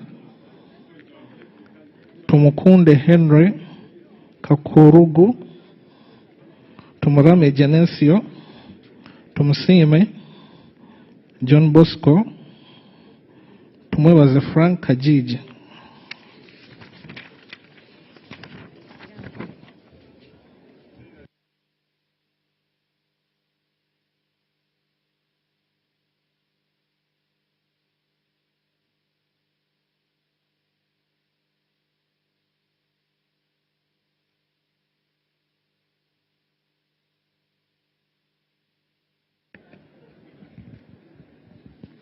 Tumwebaze Mwine, tumwesije Anthony, tumwesije Eliod, tuliakayo Kebirungi Mary Paula, Twala Fadil, twesije Stephen, twinamasko Onesimus, twinomjun Francis Kazin, Uhuru Nelson, wako Joy Peggy.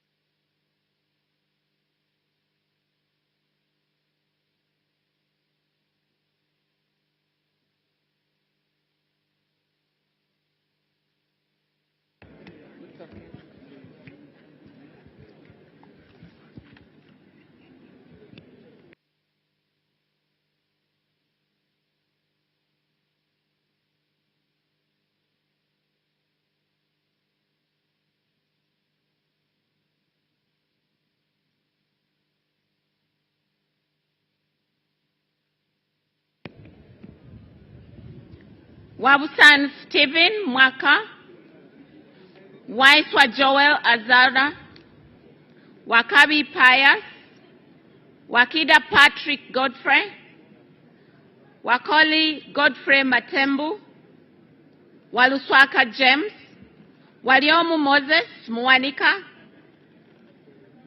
Wamukuyu Ignatius Mudimi, Wandera John Paul, Wandera Sandala.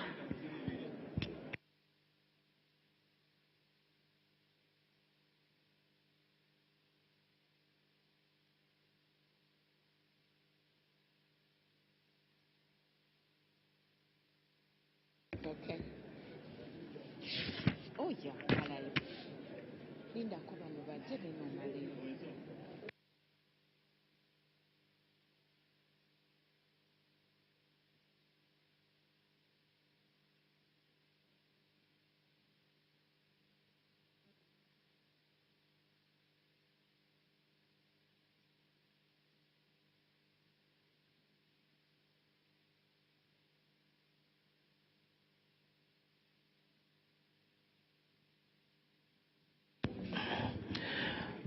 Wanyama Judas Thadio, Wanyama Richard, Wanyenya Shafiga,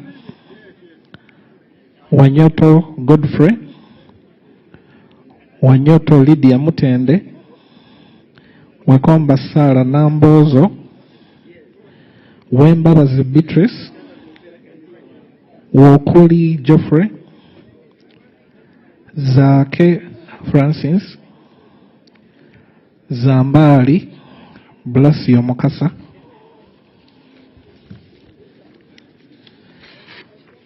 Zawede Victorious,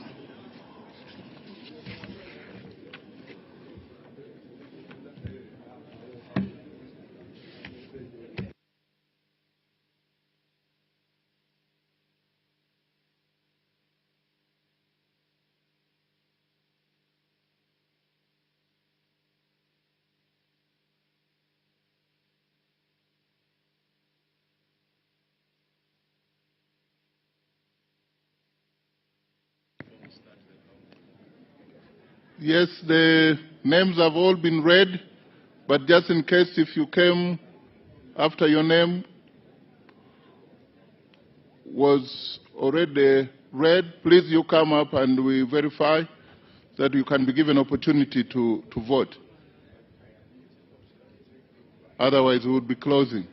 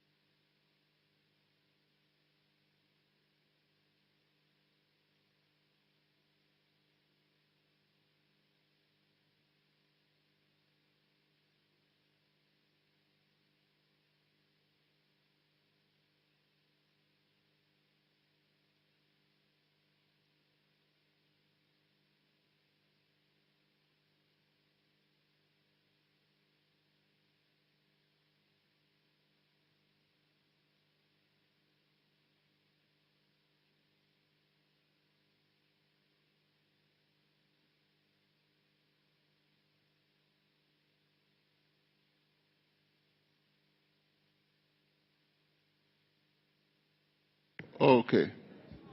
Now the polling has been closed. I want to direct the clerk so that they can open the box and the counting starts.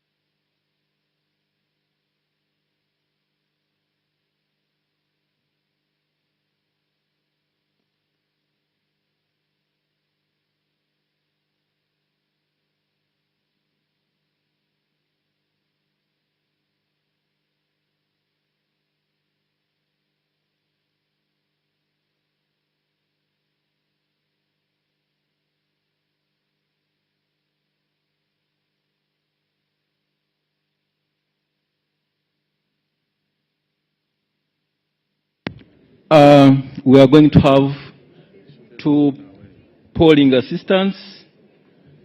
One shall receive the votes for Thomas Tayebga. 3 polling assistants plus 1 who will receive spoiled votes. You will be in charge of Thomas Tayebga. Yoweri, you will be in charge of Asana Nyakato. Then you will be in charge of Agut Sar, and you will be in charge of spoiled votes. Okay, start. Thomas Tayebga. Thomas Tayebga. Thomas Tayebga. Thomas Tayebga. Thomas Tayebga. Thomas Tayebga. Sarah. Tayebga Thomas. Tayebga Thomas. Tayebga Thomas. Thomas Tayebga. Thomas Tayebga. Thomas Tayebga. Thomas Tayebga. TT Thomas Tayebga. Thomas Tayebga. Thomas Tayebga. Thomas Tayebga. Tayebga Thomas. Thomas Tayebga. Nyakato. Thomas Tayebga. Thomas Tayebga. Nyakato Asanasio. Tayebga Thomas.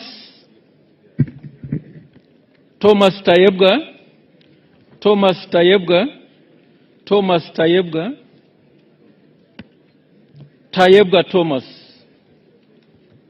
Agut Sara. Thomas Tayebga. Thomas Tayebga. Thomas Tayebga. Thomas Tayebga. Thomas Tayebga. Thomas Tayebga. Nyakato Asnans. Nyakato Asnans. Thomas Tayebga. Thomas Tayebga. Thomas Tayebga. Thomas Tayebga. Thomas Tayebga. Nyakato Asnas. Tayebga Thomas. Nyakato. Thomas Tayebga.